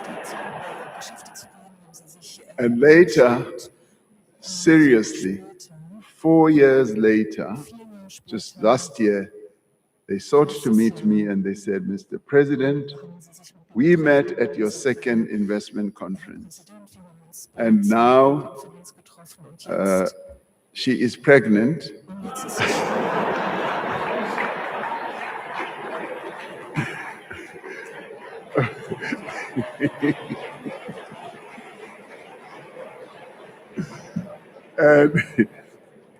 and we got married without your permission. We're going to have this child. We want to name this child. We want to name this child after your investment conference. Can we? can we call her investment? And I said, of course. So these conferences, they are quite amazing. Use them to good effect.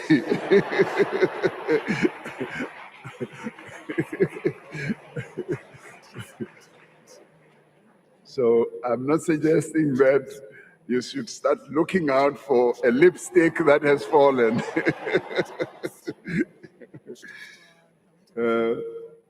Be serious at the conference, but if the occasion occurs where a lipstick has fallen, don't look away, pick it up.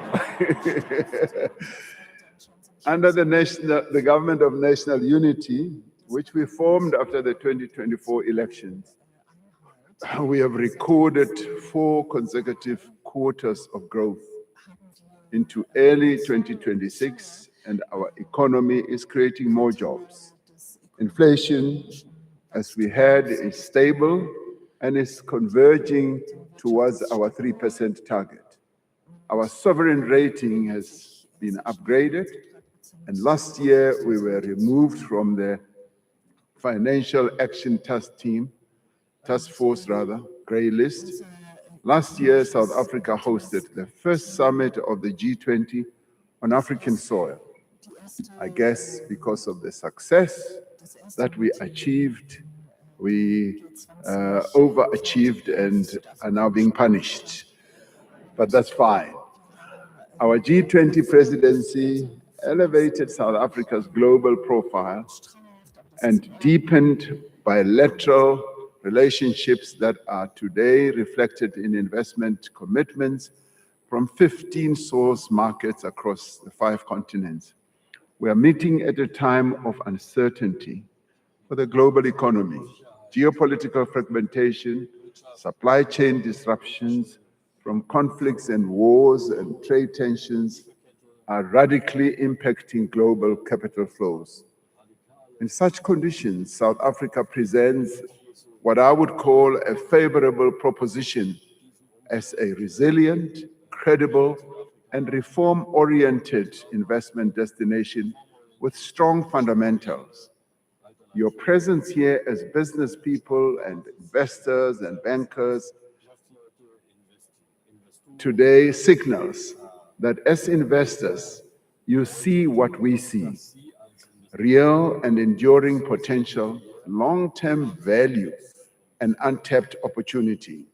Today, we have with us more than 1,200 delegates from more than 50 countries around the world who believe in South Africa's potential and see this as a favorable place to invest and to do business. You are here because you want to be part of our growth story. Between 2018 and 2023, having set a target of attracting 1.2 trillion rand in investments, we attracted 1.5 trillion in credible, verifiable investment commitments in energy, in telecommunications, in infrastructure, property, mining, advanced manufacturing, and across a range of other sectors.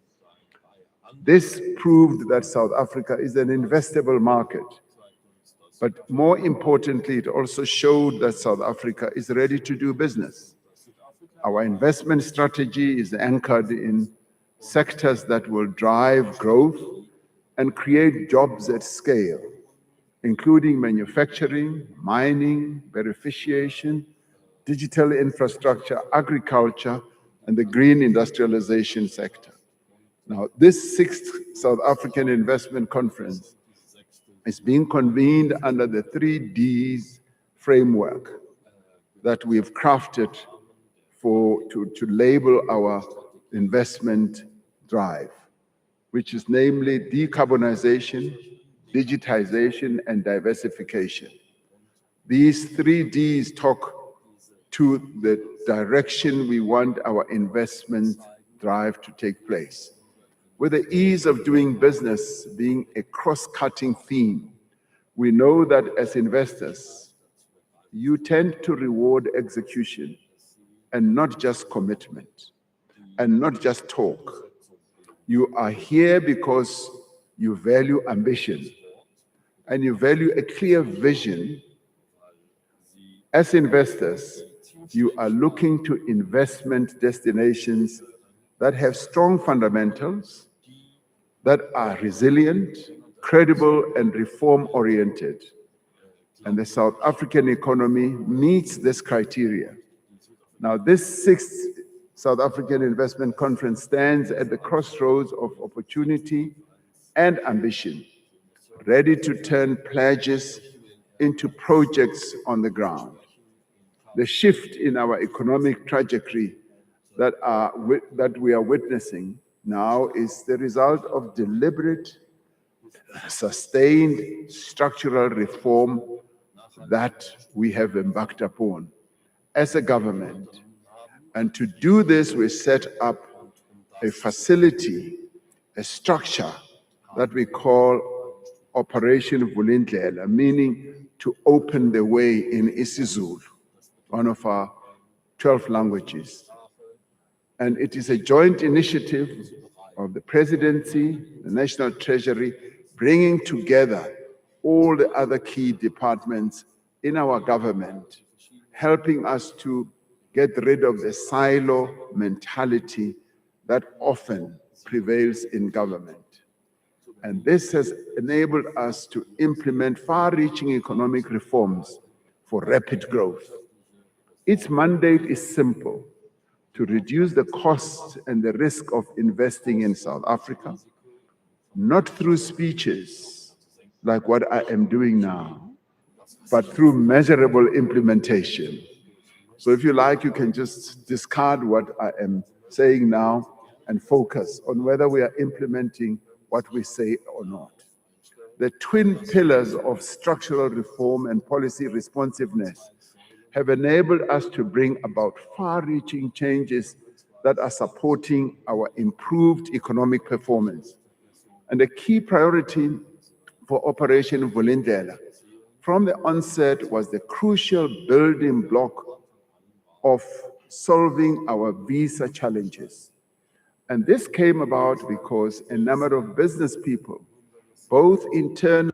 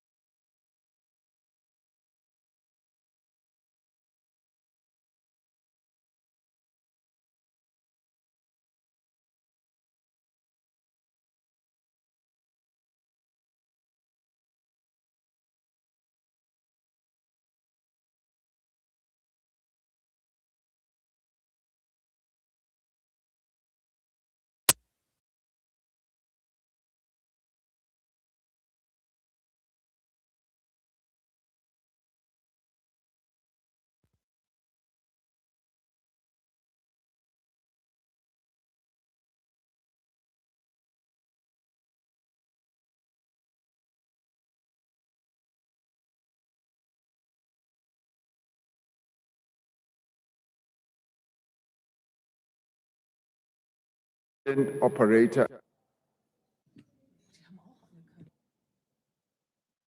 access that private investors require.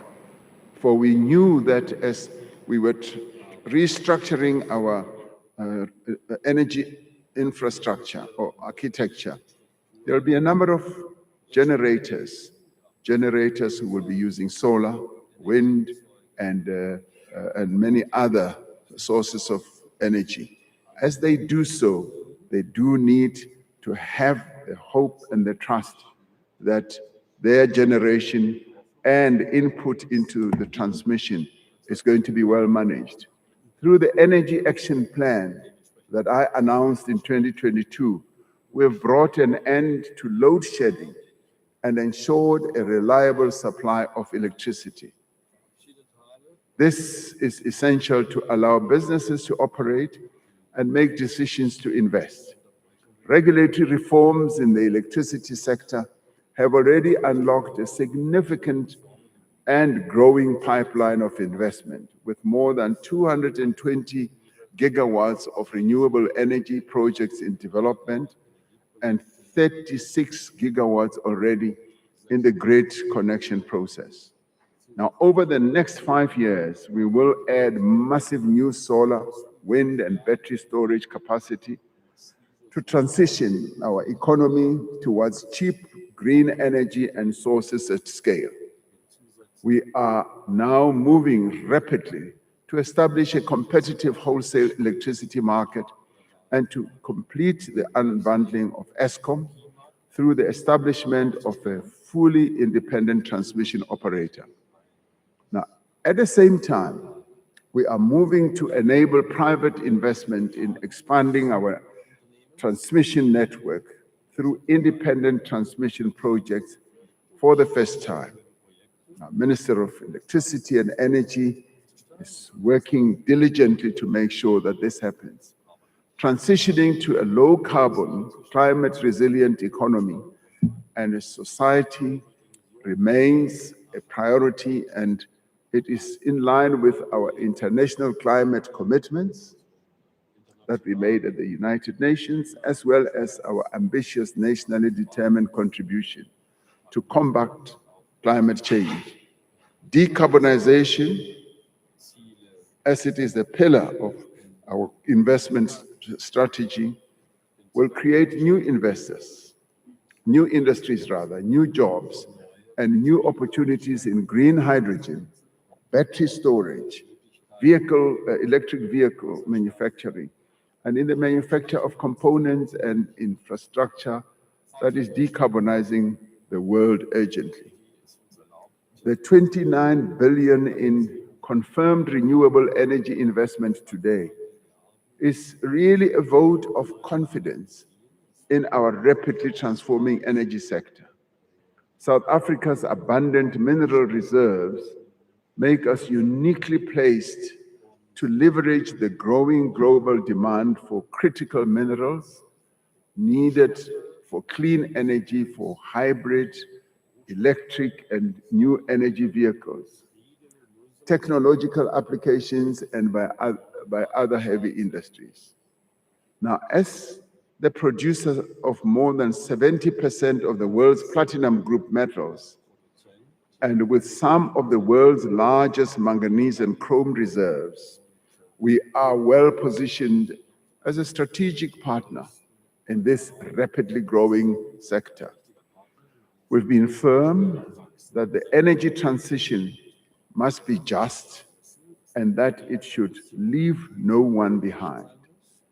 And this is important for us because there are communities, there are workers who could be left behind as we transit to renewable energies. And our view is that we need to take them along. They must find new jobs. They must be retrained. They must be uptrained and upskilled.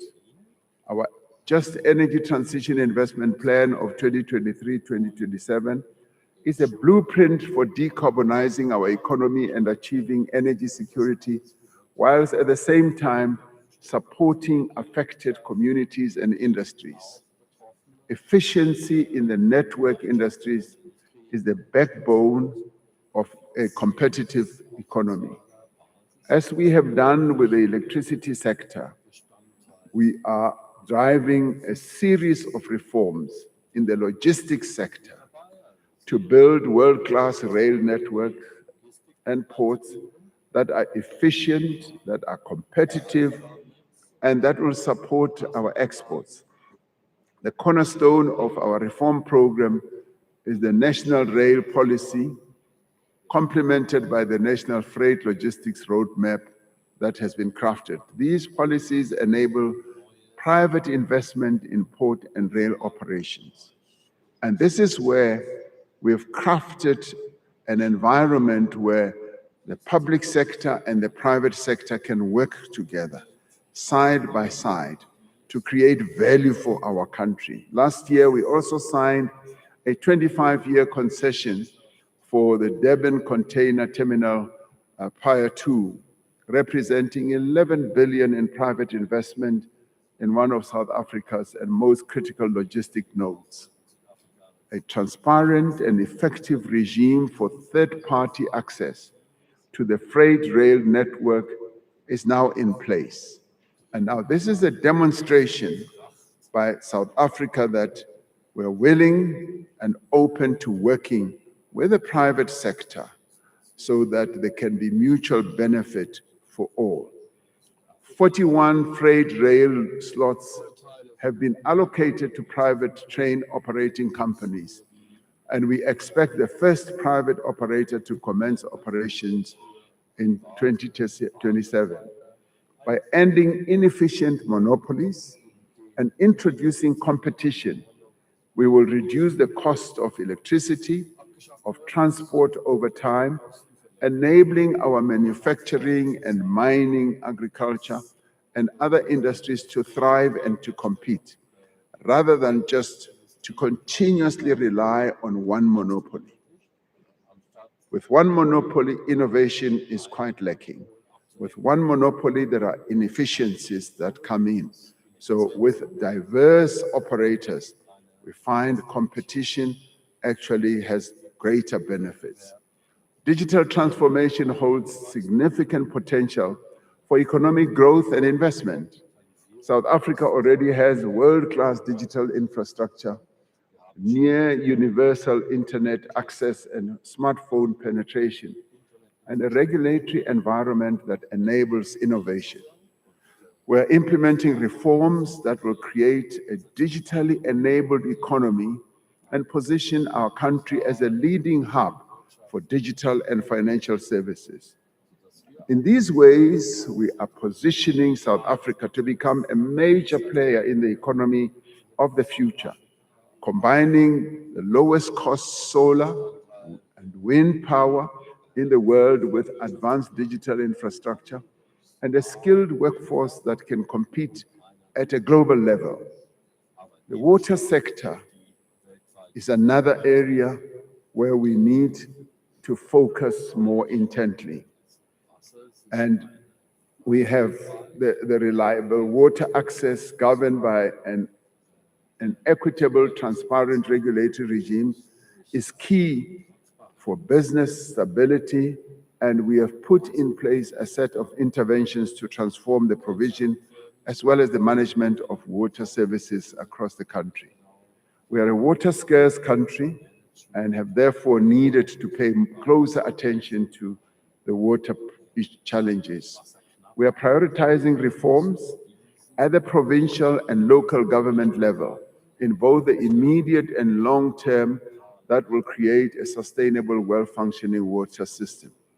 First, we are establishing professionally run water utilities in all of our 8 metropolitan cities, with water revenues ring-fenced properly and invested back into maintaining and expanding water infrastructure. Secondly, we are establishing a robust regulatory framework to ensure that water service providers do perform their functions effectively. We have embarked on a massive water infrastructure build program, including dam construction, distribution infrastructure, upgrades, bulk water expansion, and desalination. One such project is phase 2 of the Lesotho Highlands Water Project that is targeted for completion by 2028. I often say to the Prime Minister of Lesotho that God and Providence has given them something free that just falls on their mountains, and they now sell it to us. I say, this is extraordinary. What you get free from nature, you now package to sell to us. But I also say to him, but it gets worse.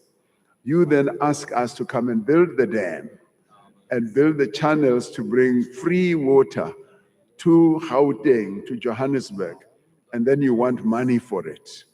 And he says, that's what small countries do. So that's the advantage they have.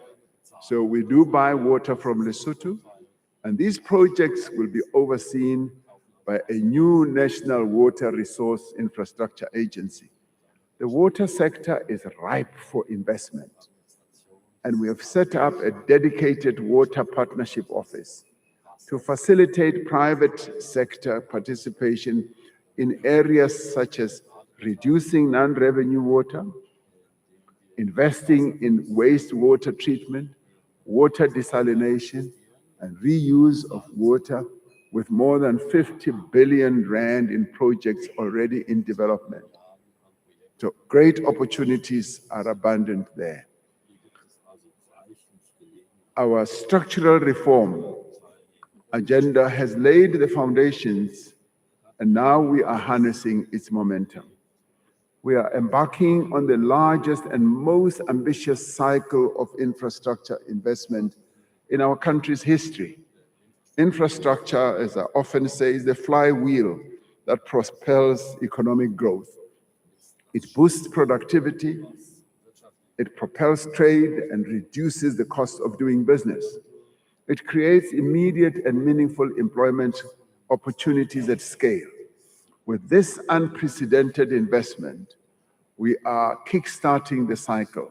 Over the next 3 years, the state has budgeted for the investment of more than 1 trillion rand, or approximately $58 billion in modernizing and expanding public infrastructure across our country.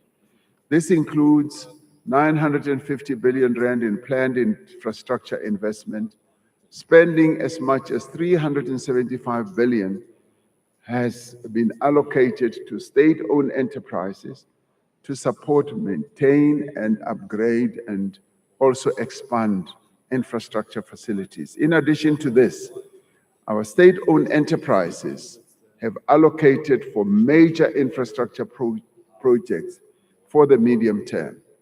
The South African National Road Agency will be investing between 300 and 400 billion for upgrading and maintaining our national road infrastructure. Up to 250 billion is being invested in ports and logistics and modernization, which is driven by our state-owned enterprise Transnet. The Port of Durban, the busiest port on the continent, is being expanded to handle high container volumes and to improve efficiency with similar upgrades in Cape Town, Port of Ngqura, and Eastern Cape. We will be allocating a total of approximately 420 billion to the Passenger Rail Agency for rebuilding corridors and a multi-year rolling stock program. As I indicated earlier, the water sector has been earmarked for substantial public investment, with projects in the pipeline, including the Olifants River Management model and the Limpopo and the Mkomazi Dam, which is linked to phase 2 of the Lesotho Highlands Water Project. Over the next 3 years, we will be investing more money in energy generation to support the Department of Energy's roadmap for long-term energy security. Other projects in the investment pipeline are to upgrade our airports and to ensure that our airports that are busier than many others have sufficient investments and are also able to improve their own logistics. And in doing so, we're moving forward one project at a time. One project of which we are particularly proud is the 5 billion rand investment of extending capacity of the square kilometer array, the telescope project in the Karoo, in the Western Cape region, Northern Cape really. The SKA is currently building 2 supercomputers that, once completed, will be the most and will be amongst the fastest computers in the world. This isn't just a statement to the value of strategic public investment in digital infrastructure. It is also the reflection of South Africa's scientific excellence and world-class scientific research output. And this showcases South Africa, that South Africa is up there with many other countries.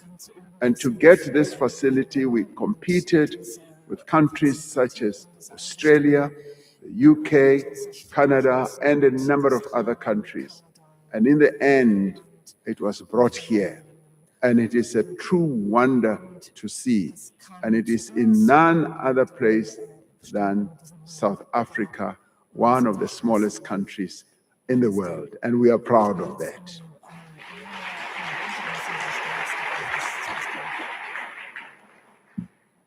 And it is almost like in the desert, in the hottest place in our country. And these magnificently big telescopes, they just scan the whole universe and keep on producing some of the most outstanding photographs of what happens or continues to happen in the outer space. And now for them to build one of the biggest and fastest computers is something that possibly could never have been thought of to come out of Africa. In my State of the Nation address last month, I said that we will be utilizing innovative funding methods that will reduce and attract investors to fast-track investment infrastructure projects. One of these is the infrastructure fund that we established out of the need to deploy blended finance to infrastructure development. Last year, the fund approved blended finance projects with a combined value of approximately 38 billion in water and sanitation, student accommodation, health, energy, and transport. Last year, we also issued regulations for public-private partnerships in support of attracting more private sector participation investment in national infrastructure build. Last year, we also deployed innovative instruments such as the credit guarantee vehicle to de-risk private investment in infrastructure. Now, as South Africa, we remain committed to staying the course on fiscal discipline and to accelerating momentum of the reform agenda.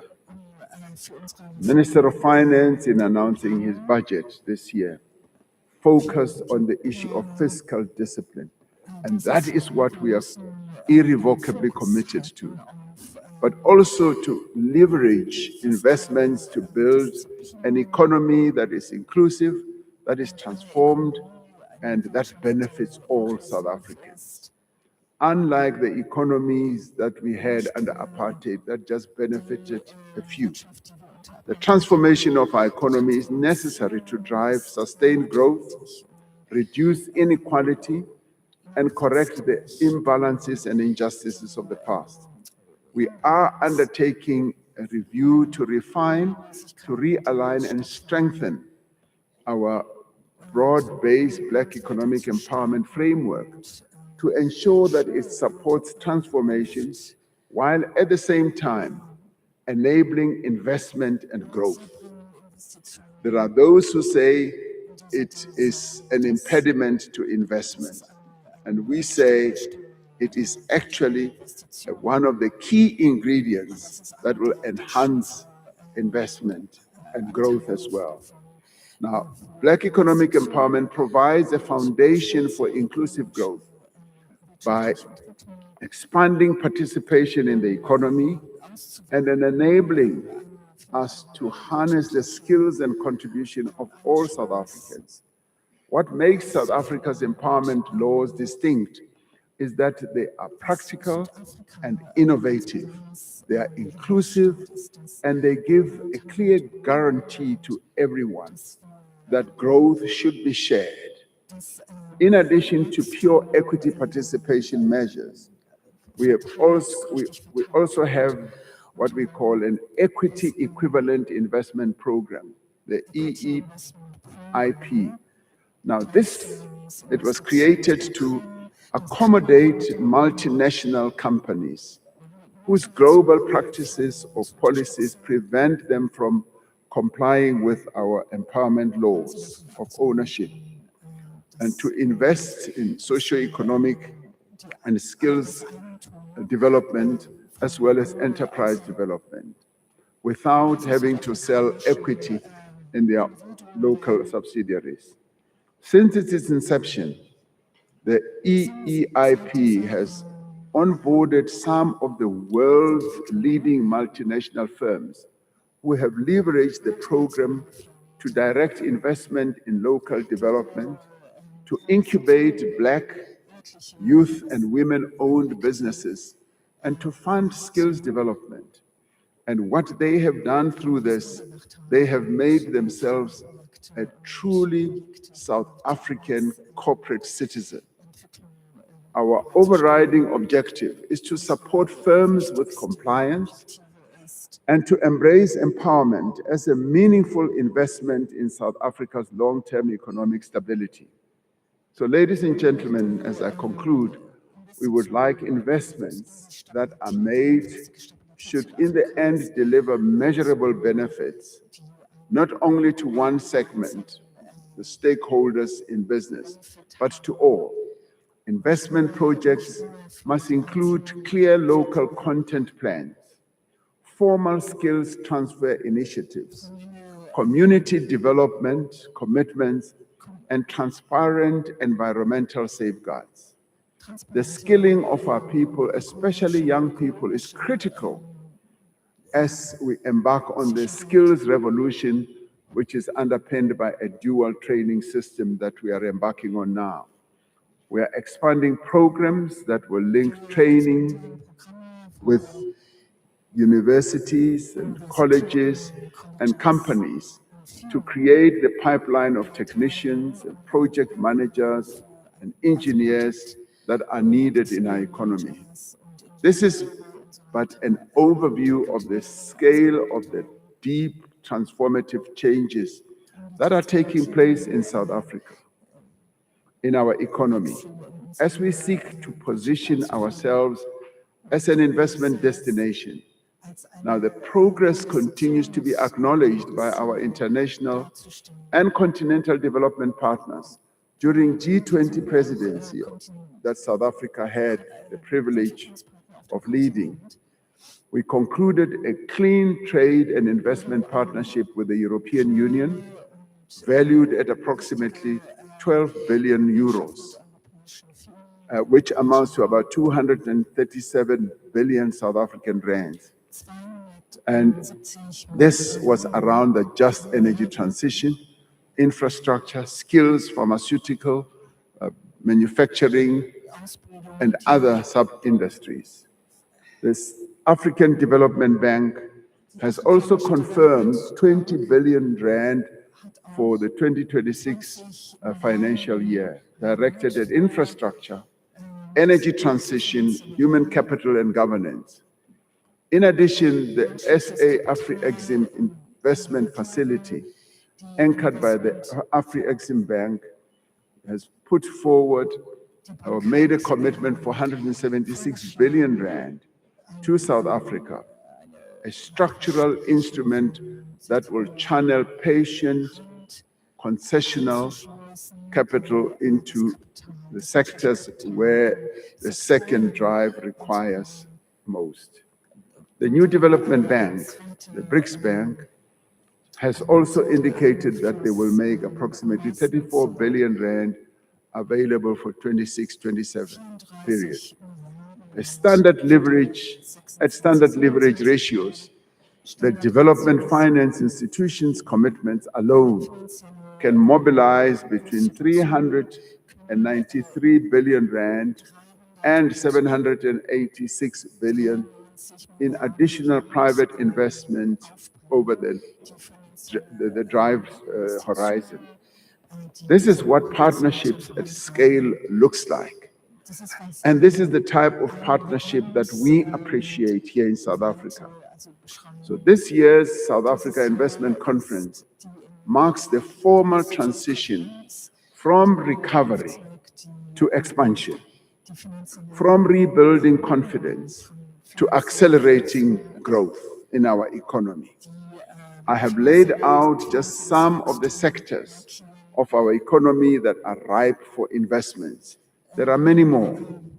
Extensive opportunities also exist in agriculture, in agro-processing, in professional and financial services, in property, in digital technologies, advanced manufacturing, and other high-growth industries. Now, to crowd in investments across the breadth and the range of South African economy, today we are formally launching the second presidential investment mobilization drive with a target of 2 trillion rand in new investment over the next 5 years. The last time we said 1.2 trillion. Now, I think we are being too modest by saying we want 2 trillion. I think it should be a lot higher. But I want to hear what your thoughts are. And your thoughts will be exemplified to me by making commitments that will just top the 2 trillion. In the midst of what South Africa requires to achieve meaningfully, we need to address the challenges that we face, unemployment, and to industrialize our country at scale, and to lead Africa's green transition, and to build the infrastructure on which our people's future depends. We do so with a keen appreciation of the current state of the foreign direct investment climate. Across the continent, Africa as a whole accounts for only 4% of global FDI. And recent increases have been driven largely by once-off mega projects, such as the $35 billion development in Egypt, and they will also be driven by the Lobito corridor investment. Although we remain a significant continental player, accounting for between 15 and 20% of Africa's total FDI, our growth depends heavily on domestic investment. The opening position of the second drive of this investment process is 415 billion rand confirmed fixed investment and 479.8 billion of DFI being announced in this room today. So what all this amounts to, just in this one shot, we are going to hear investments that will be announced here as commitments, as real investments that will go on South African ground, that will total 889.8 billion rand that are going to be announced today.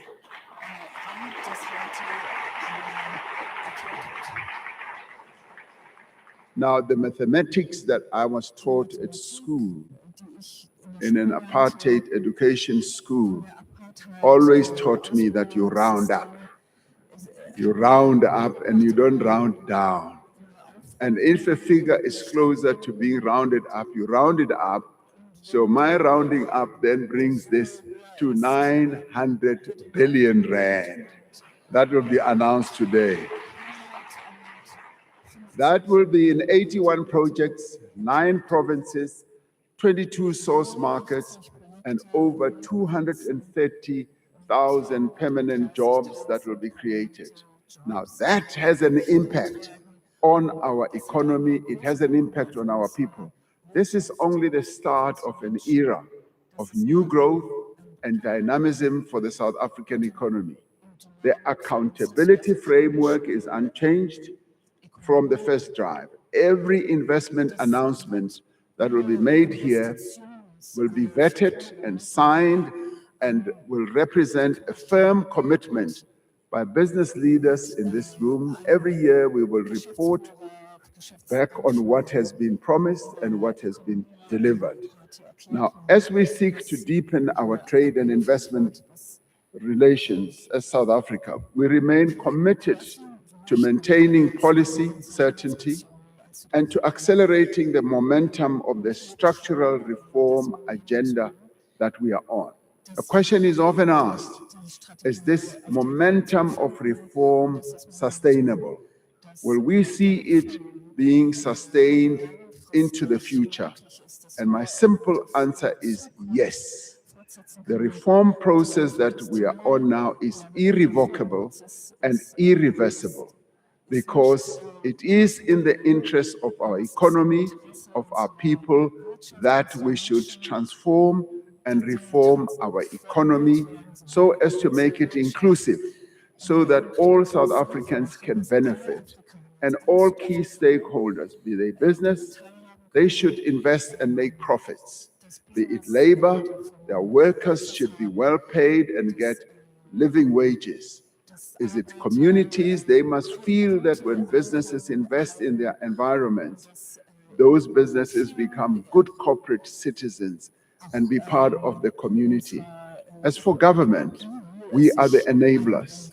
We will continue enabling businesses to grow, for we have one interest: grow the economy, get tax revenues, and continue to advance the interests of our people. We are creating the conditions for investment-led growth that is broad-based, inclusive, and durable. So let us all move forward together with confidence, with partnership, and with a shared commitment to enhance South Africa's future. For as you invest, you advance the interests of our country. As you invest, we know that you make profits. And South Africa is ready for business, it's open for business, and we have positioned it as a more conducive place to invest your money. You can depend on South Africa. We are reliable, we are dependable, and we are a good investment destination. Thank you very much.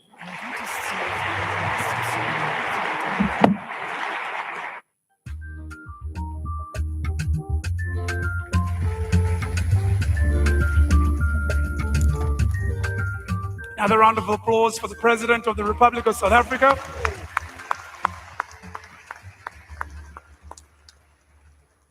Thank you very much, Mr. President, for that overview of all of our reforms, underscoring the point of the resilience of our economy, and also making the point around our transformation agenda, Mr. President. I think it's quite important to note that our agenda is an investment imperative. It's an imperative that will build a society of vested citizens that will underpin the country investment case. It's not a nice to have. I think it was quite an important point for you to raise. Thank you for that, Mr. President. And then for the ladies, please hold on to your lipsticks. There may very well be some young single men out there having recognized, shall we say, an investment opportunity for baby investment. Deputy President Paul Mashatile, sir, let me specifically acknowledge your presence as well. Thank you so much for joining us. Ladies and gentlemen, we are now moving to a very interesting segment where we are going to be focusing on, indeed, some of the reforms the President has been speaking about. We're going to focus on South Africa's energy sector, and we're also going to talk a little bit about South Africa's transport sector. And the reason why we are focusing on these two is, I'm sure you appreciate, without reliable power or a reliable transport and logistics sector, it is very difficult to galvanize not only foreign investment, but even domestic investment. This is why we're going to be having on stage the Minister of Electricity, Dr. Kgosientsho Ramokgopa, and Minister of Electricity and Energy. And we will also be outlining the latest reforms and investment opportunities in the sector. We'll also be having the Minister of Transport, Ms. Barbara Creasy, who will be doing the same. Lots of exciting reforms taking place in the transport sector that's galvanizing private sector investment and partnership. Once they are done, we will have a series of three brief investment announcements. We've got three corporates that will be sharing some brief investment announcements with us. And this will just be a showcase of how we're translating policy into projects and also these opportunities into real implementation. The president was saying, we know that investors value execution. And we're going to be giving the stage to three such investors who've executed on their projects. But first up, please join me in welcoming on stage the Minister of Electricity and Energy, Dr. Kgosientsho Ramokgopa.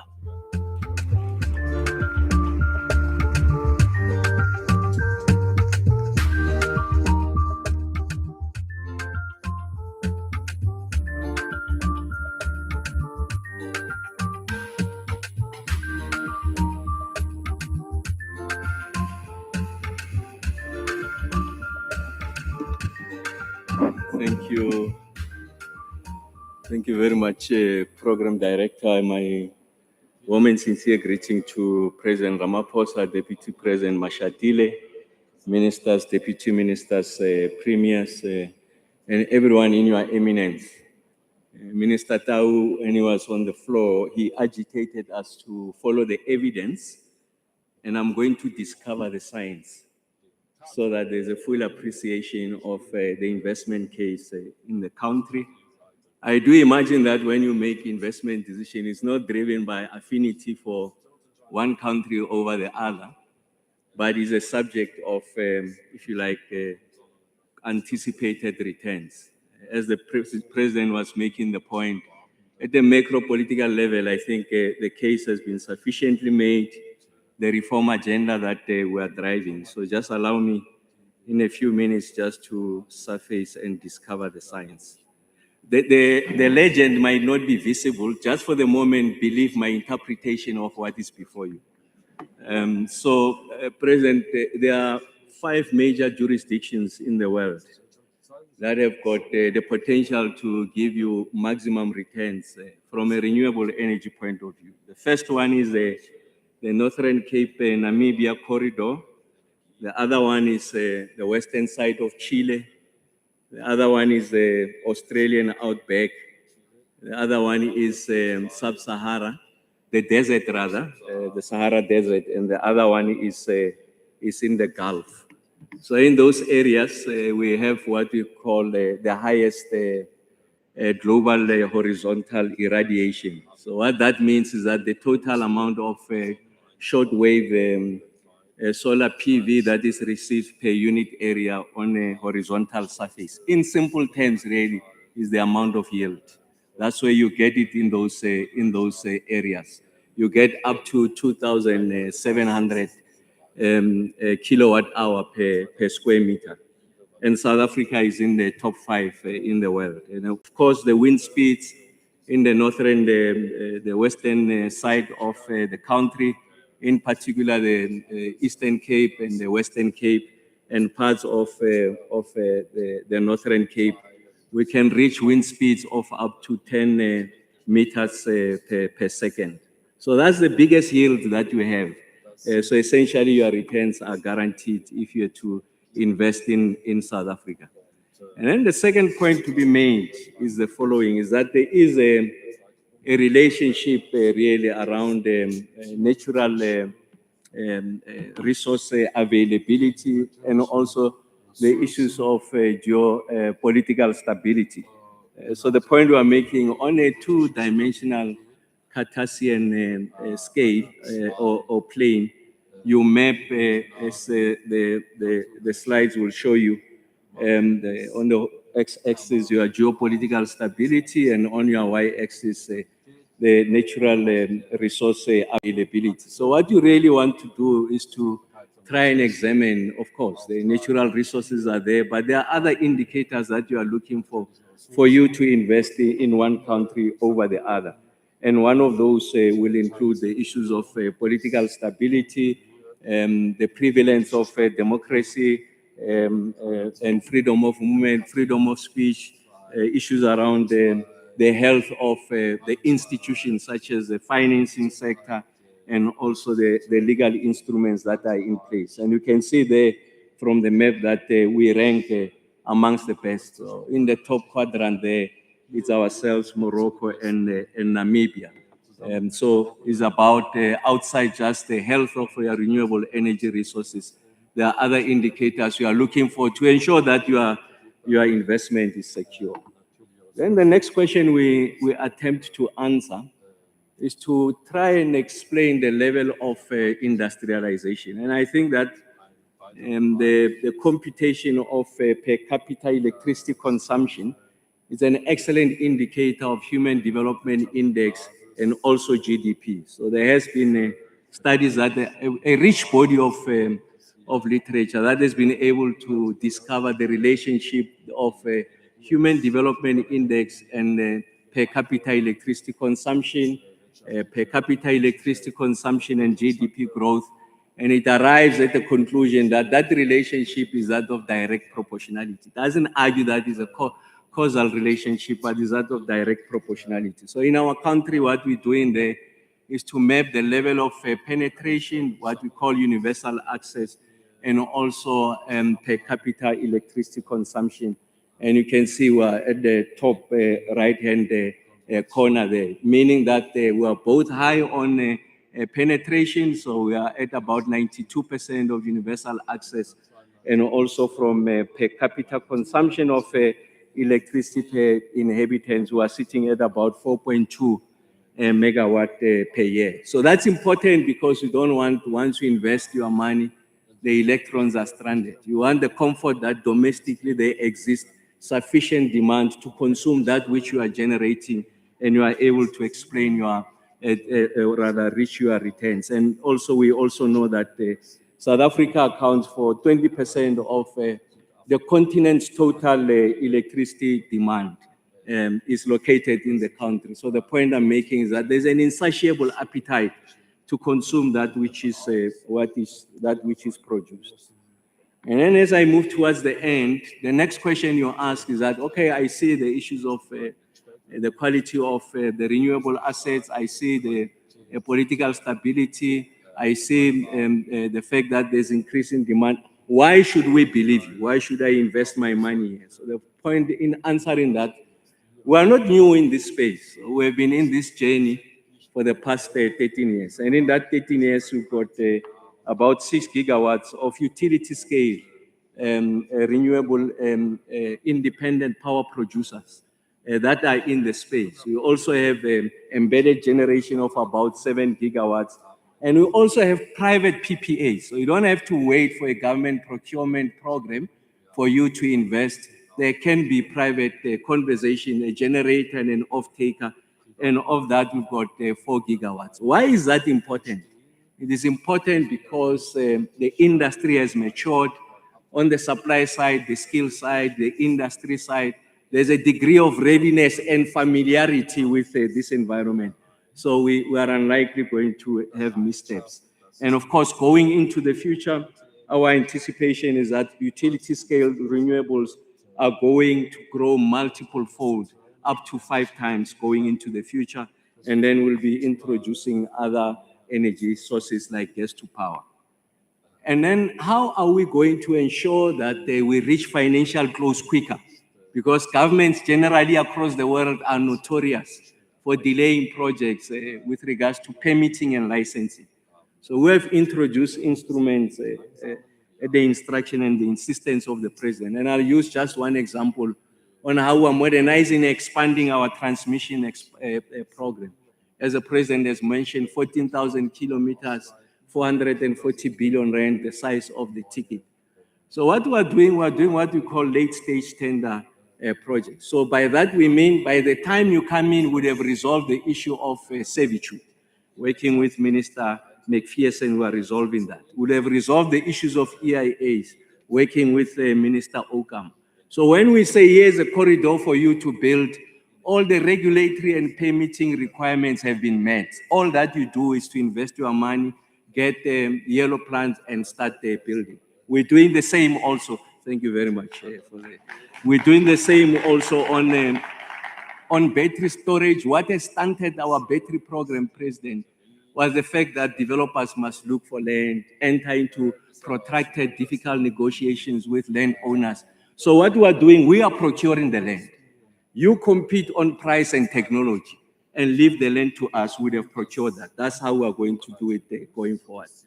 Just the penultimate slide is to make the point that you see that we are generating a lot of electricity. The pipeline looks very healthy. The President shared the numbers with you. From a public procurement point of view, in the next 5 years, we are doing 30 gigawatts of new generation capacity. Over the next 15 years, 105 gigawatts. The next question you ask, who's going to consume this electricity?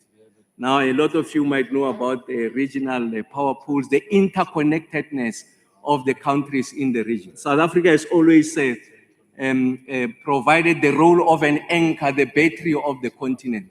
So demand is going to be on the continent, on the back of the endowments in that space and the need for us to beneficiate at source, because we know that about 30% of all the requirements with regards, or endowments rather, are in sub-Saharan Africa. You need water and electricity for you to beneficiate.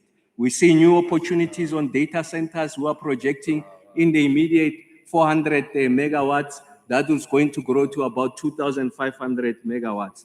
And then on the value addition with regards to critical minerals, that's new demand, and that's why I talk about the regional interconnectedness. So lastly, at a glance, you can see we're talking a major build program. Just on new generation capacity, 2.2 trillion rands of investment. Just on the transmission expansion, 440 billion rands of investment. As the President has said, we're cutting the red tape and rolling out the red carpet. And outside, you'll find a QR code. It will explain this investment. Remember, downstream the project value chain, we don't want you to spend the money on permitting and licensing. We have resolved that. So you'll get the QR code to get the details of this. Of course, we are accommodating the generation of Minister Mantashe and Minister Godongwana. There's a hard copy for you. So your relationship with a QR code is a different one. But thank you very much. The country is ready for business.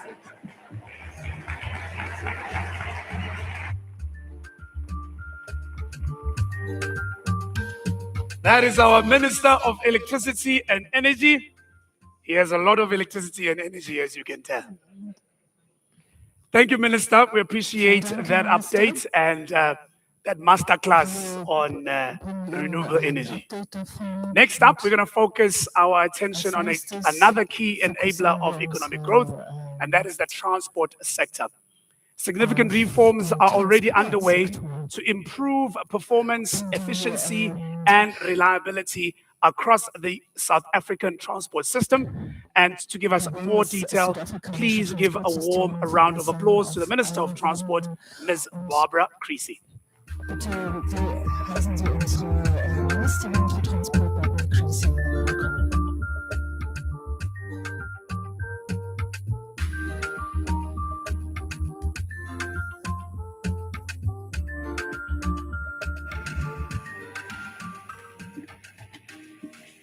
Good morning, everybody.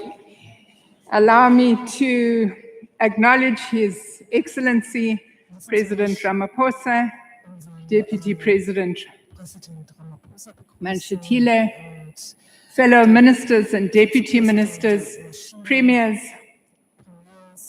mayors, ambassadors, high commissioners, CEOs and captains of industry, representatives of organized labor and civil society, ladies and gentlemen.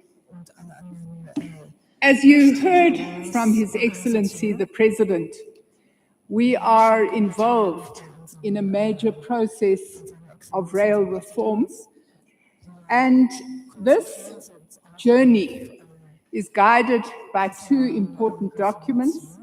The first is the National Rail Policy, and the second is the Freight Logistics Roadmap.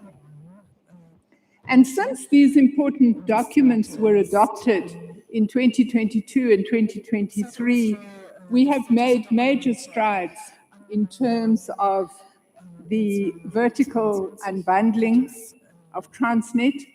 You would be aware that we now have a Transnet infrastructure manager who is responsible for managing Transnet's infrastructure in a manner that will facilitate third-party participation.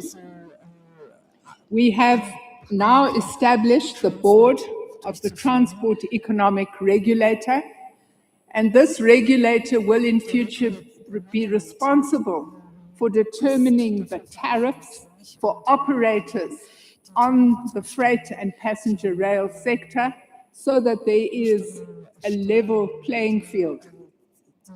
Last year, we brought out the first iteration of the network statement, what I like to call the menu and the price.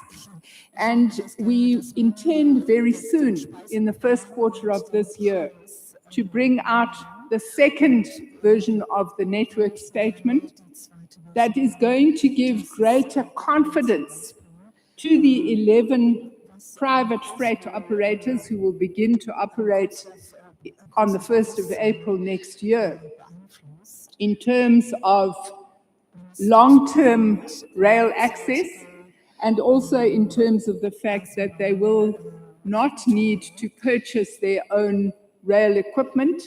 They can, in fact, lease that rail equipment from Roscoe's that will be set up. Very soon, we intend to release for public comment the National Rail Master Plan.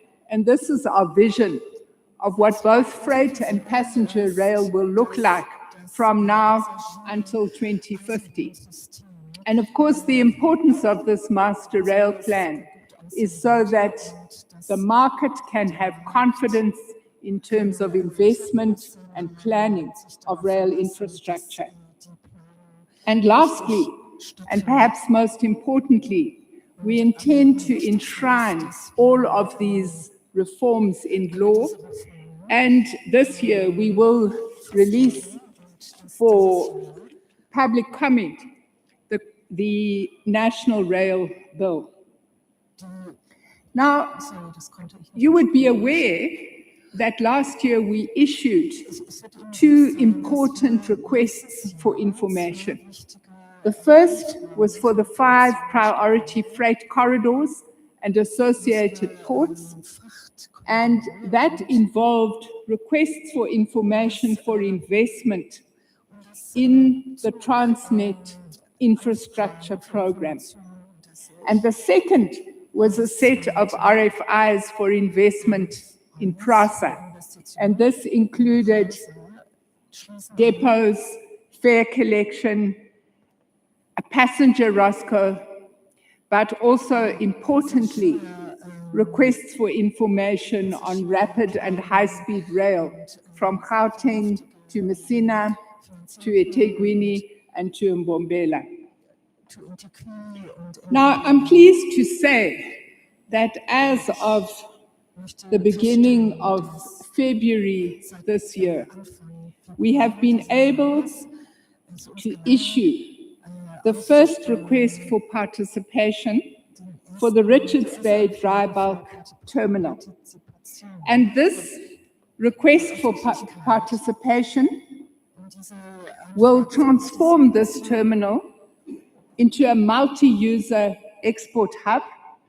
It will unlock private funding and expertise, and it will expand the current capacity of that port from 18.5 million tons per annum to 26.9. President said I can round up 27 million tons per annum. The second RFP that will be issued to shortlisted bidders. In the first quarter of this financial year is the establishment of a rolling stock leasing company. And this would be a rolling stock leasing company that would be leasing out locos and wagons related to the freight sector. It would establish a dedicated leaseco entity, improve fleet efficiency and availability, and obviously attract private rolling stock investment.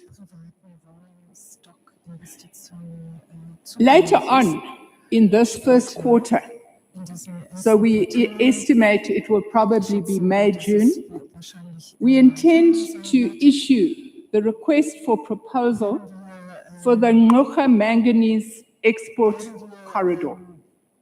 And this is the manganese export corridor and terminal that runs from the Northern Cape all the way to the port of Ngqoqa, and it is intended to create a seamless, scalable, and competitive corridor. So this is an important investment opportunity that we hope to release in May, latest June of this financial year.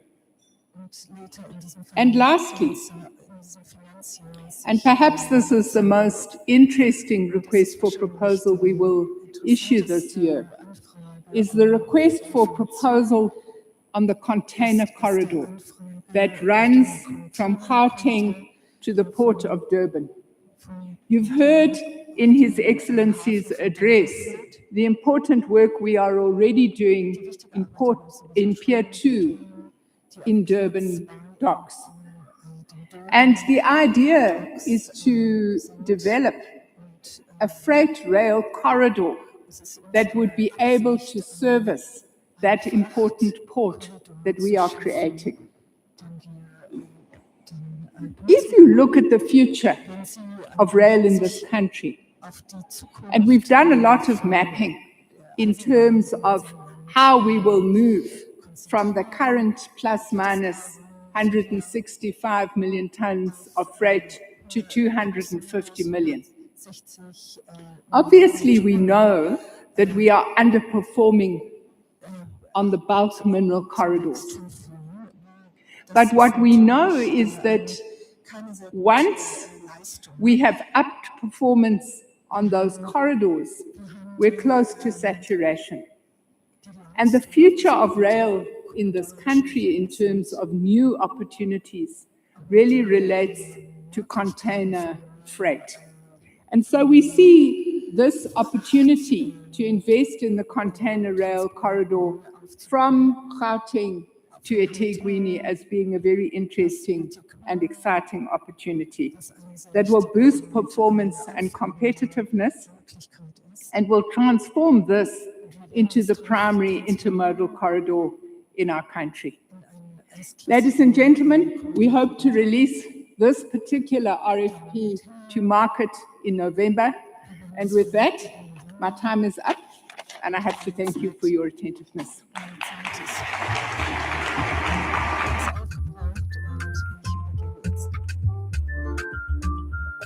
Thank you very much to our Minister of Transport, very clear, and I'm pretty sure lots of note-taking there on the timelines and the opportunities. We are now moving to our announcements. We've got three gentlemen from three companies that are going to be joining us very, very briefly here on stage to talk us through some of the commitments that they have made. First up, ladies and gentlemen, please welcome on stage the President and CEO of Sasol, Mr. Simon Baloyi.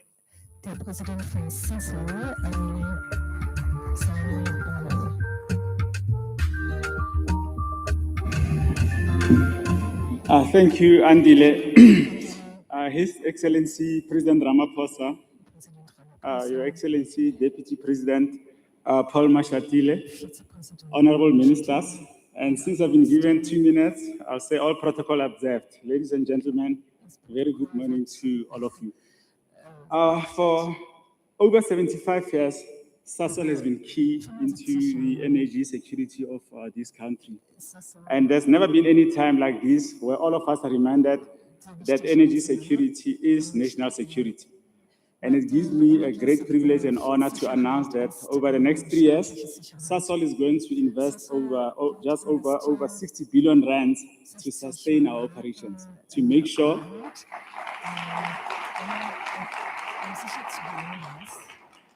this amount of money is going to make sure that we continue to sustain our operations.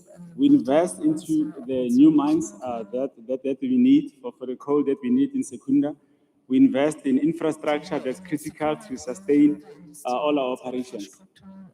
This amount of money is not only going to allow us to sustain our operations, but to build a very strong foundation, a foundation where we can produce sustainable fuels and sustainable chemicals.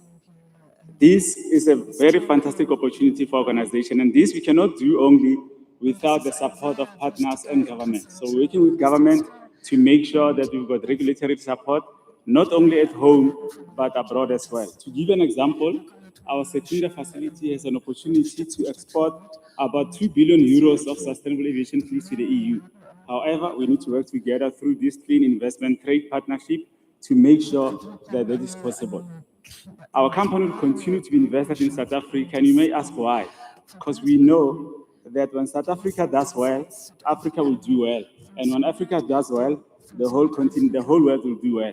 I thank you very much.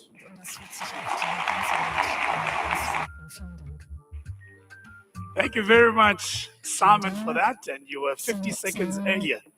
That's a CEO who does not waste time, 60 billion rand.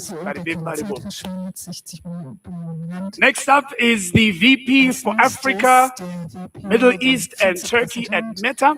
Please, ladies and gentlemen, join me in welcoming on stage Kojo Boache.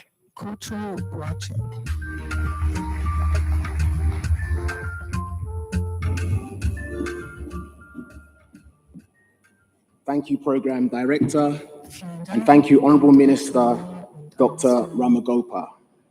His Excellency Cyril Ramaphosa, President of the Republic of South Africa.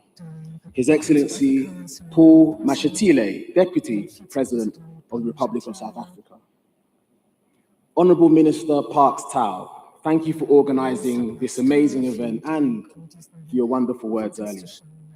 Honourable Ministers, Deputy Ministers, Premiers, members of the diplomatic corps, friends in the development community, Secretary General of the Africa Continental Free Trade Agreement, captains of industry, extremely good-looking ladies and gentlemen, good morning. My name is Kojo Boache. I'm the Vice President of Public Policy for Africa, Middle East and Turkey with Meta, and I'm delighted to be here to make this announcement about our decision. And given the speed and focus with which we need to move, I would like to confirm that Meta has decided to land its next subsea cable, Waterworth, right here in South Africa.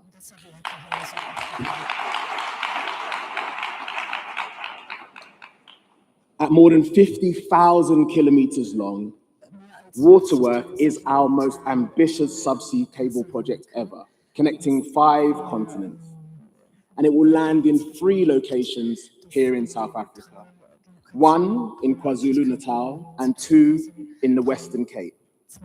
And if there was any evidence needed, if it were needed, of the long-term relationships and value that we have in South Africa and see in South Africa, it is this project. Project Waterworth will sit alongside our 2 Africa projects, which we recently completed.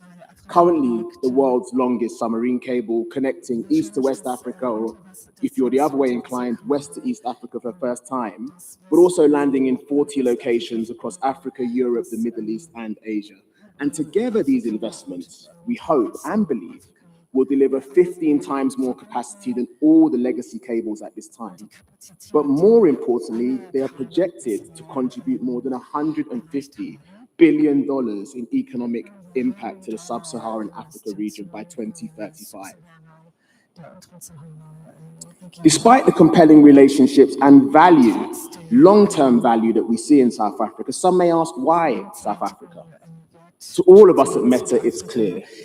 Infrastructure investment at the scale with which we do it requires policy clarity and, while we are risk takers, some level of predictability.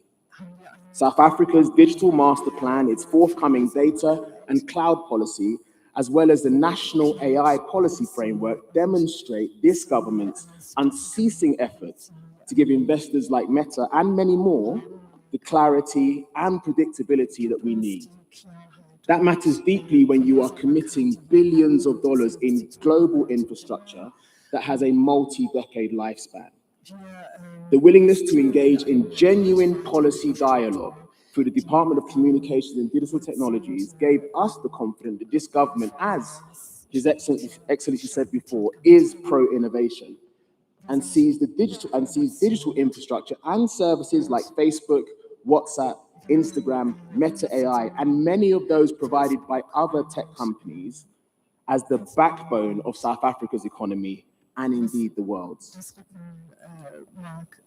When you make announcements like the one I'm making today, they are incredibly exciting.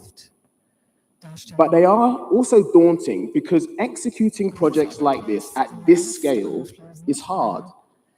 Having just completed To Africa alongside amazing South African partners, including MTN, Vodacom, and WIOC, we have learned many lessons and understand the challenges firsthand.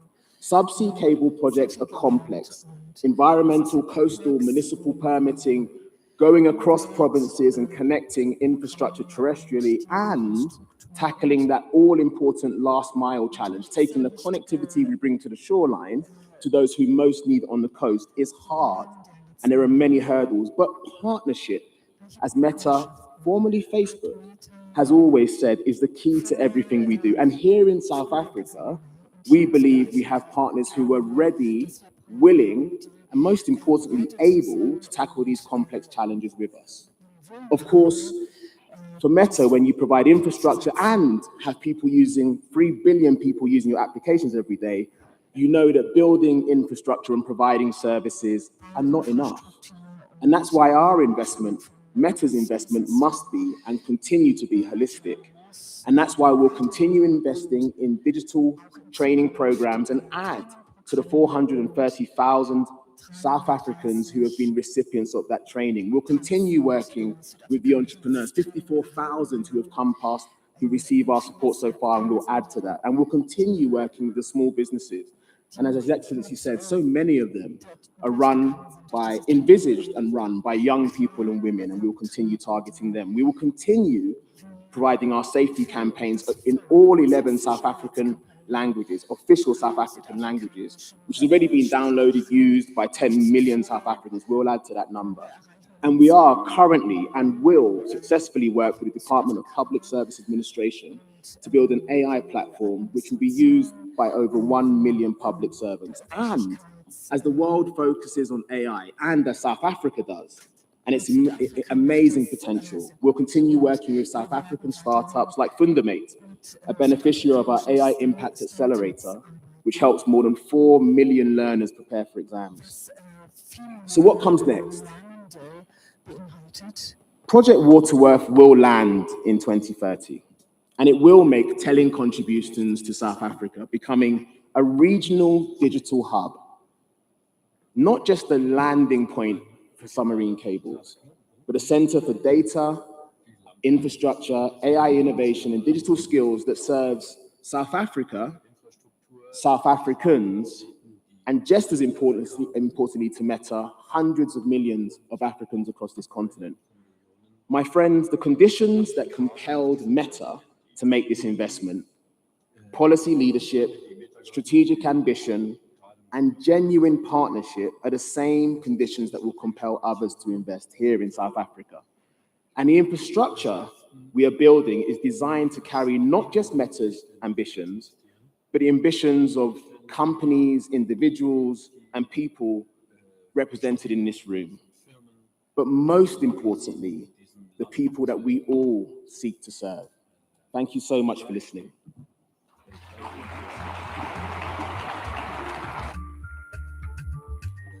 Thank you, Kojo, and thanks, of course, to Meta for that very important investment. Lastly, we have the CEO of Cornubia 957. Please welcome on stage Mr. Frank Mne. Hier vor dem Größten. Vorstandsvorsitzender von Columbia. Thank you, Program Director. Your Excellency, Mr. President, Deputy Presidents, Honorable Ministers, Deputy Ministers, Premiers, distinguished delegates, investors, and partners. Ladies and gentlemen, good morning. It's a real privilege to be here today to share the project that we have launched in Durban, Sri Lanka Hills Tech Connect, a tech hub. This is a 25 billion rand investment into Durban and into the future of South Africa's digital economy. This development is built around three key pillars: BPO, AI-ready data center, and AI automated warehouse, and all to be the first in Africa. To deliver this at a global standard, we have partnered with Huawei, and Huawei brings not just technology, but a proven global experience at scale, based on mature, globally tested platforms that connect people, devices, and services into one intelligent ecosystem. Ladies and gentlemen, our BPO platform in a tech hub is designed for 35,000 seats, creating around 100,000 jobs, mainly for our young people. It's a gateway between South Africa and the world, a platform where South African talents connect to the global opportunities. Innovations become real economic outputs. As our former President Nelson Mandela once said, it always seems impossible until it is done. And that is very true. But today, I stand before you as proof that when we come together with a shared purpose and collective efforts, what maybe seemed impossible becomes possible. Ladies and gentlemen, my ambition is simple. That is to position Durban as the Silicon Valley of Africa. And lastly, I want to say, Durban is ready and the world is watching. And I invite you all to be part of this journey and be part of history in the making. Thank you.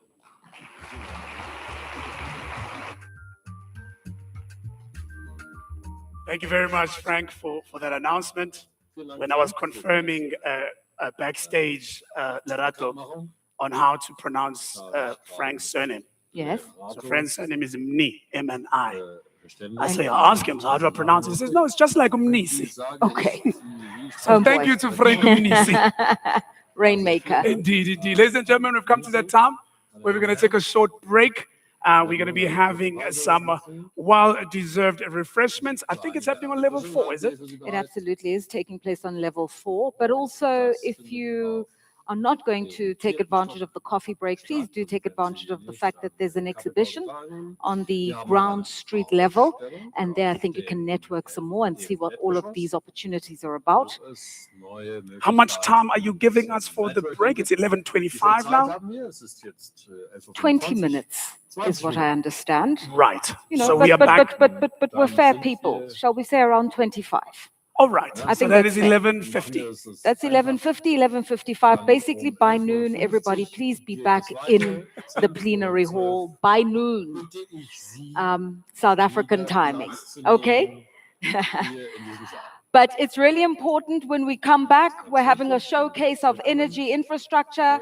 We're talking competitiveness, critical minerals production, and transformative financing. So you don't want to miss it. Let's be here 11:55.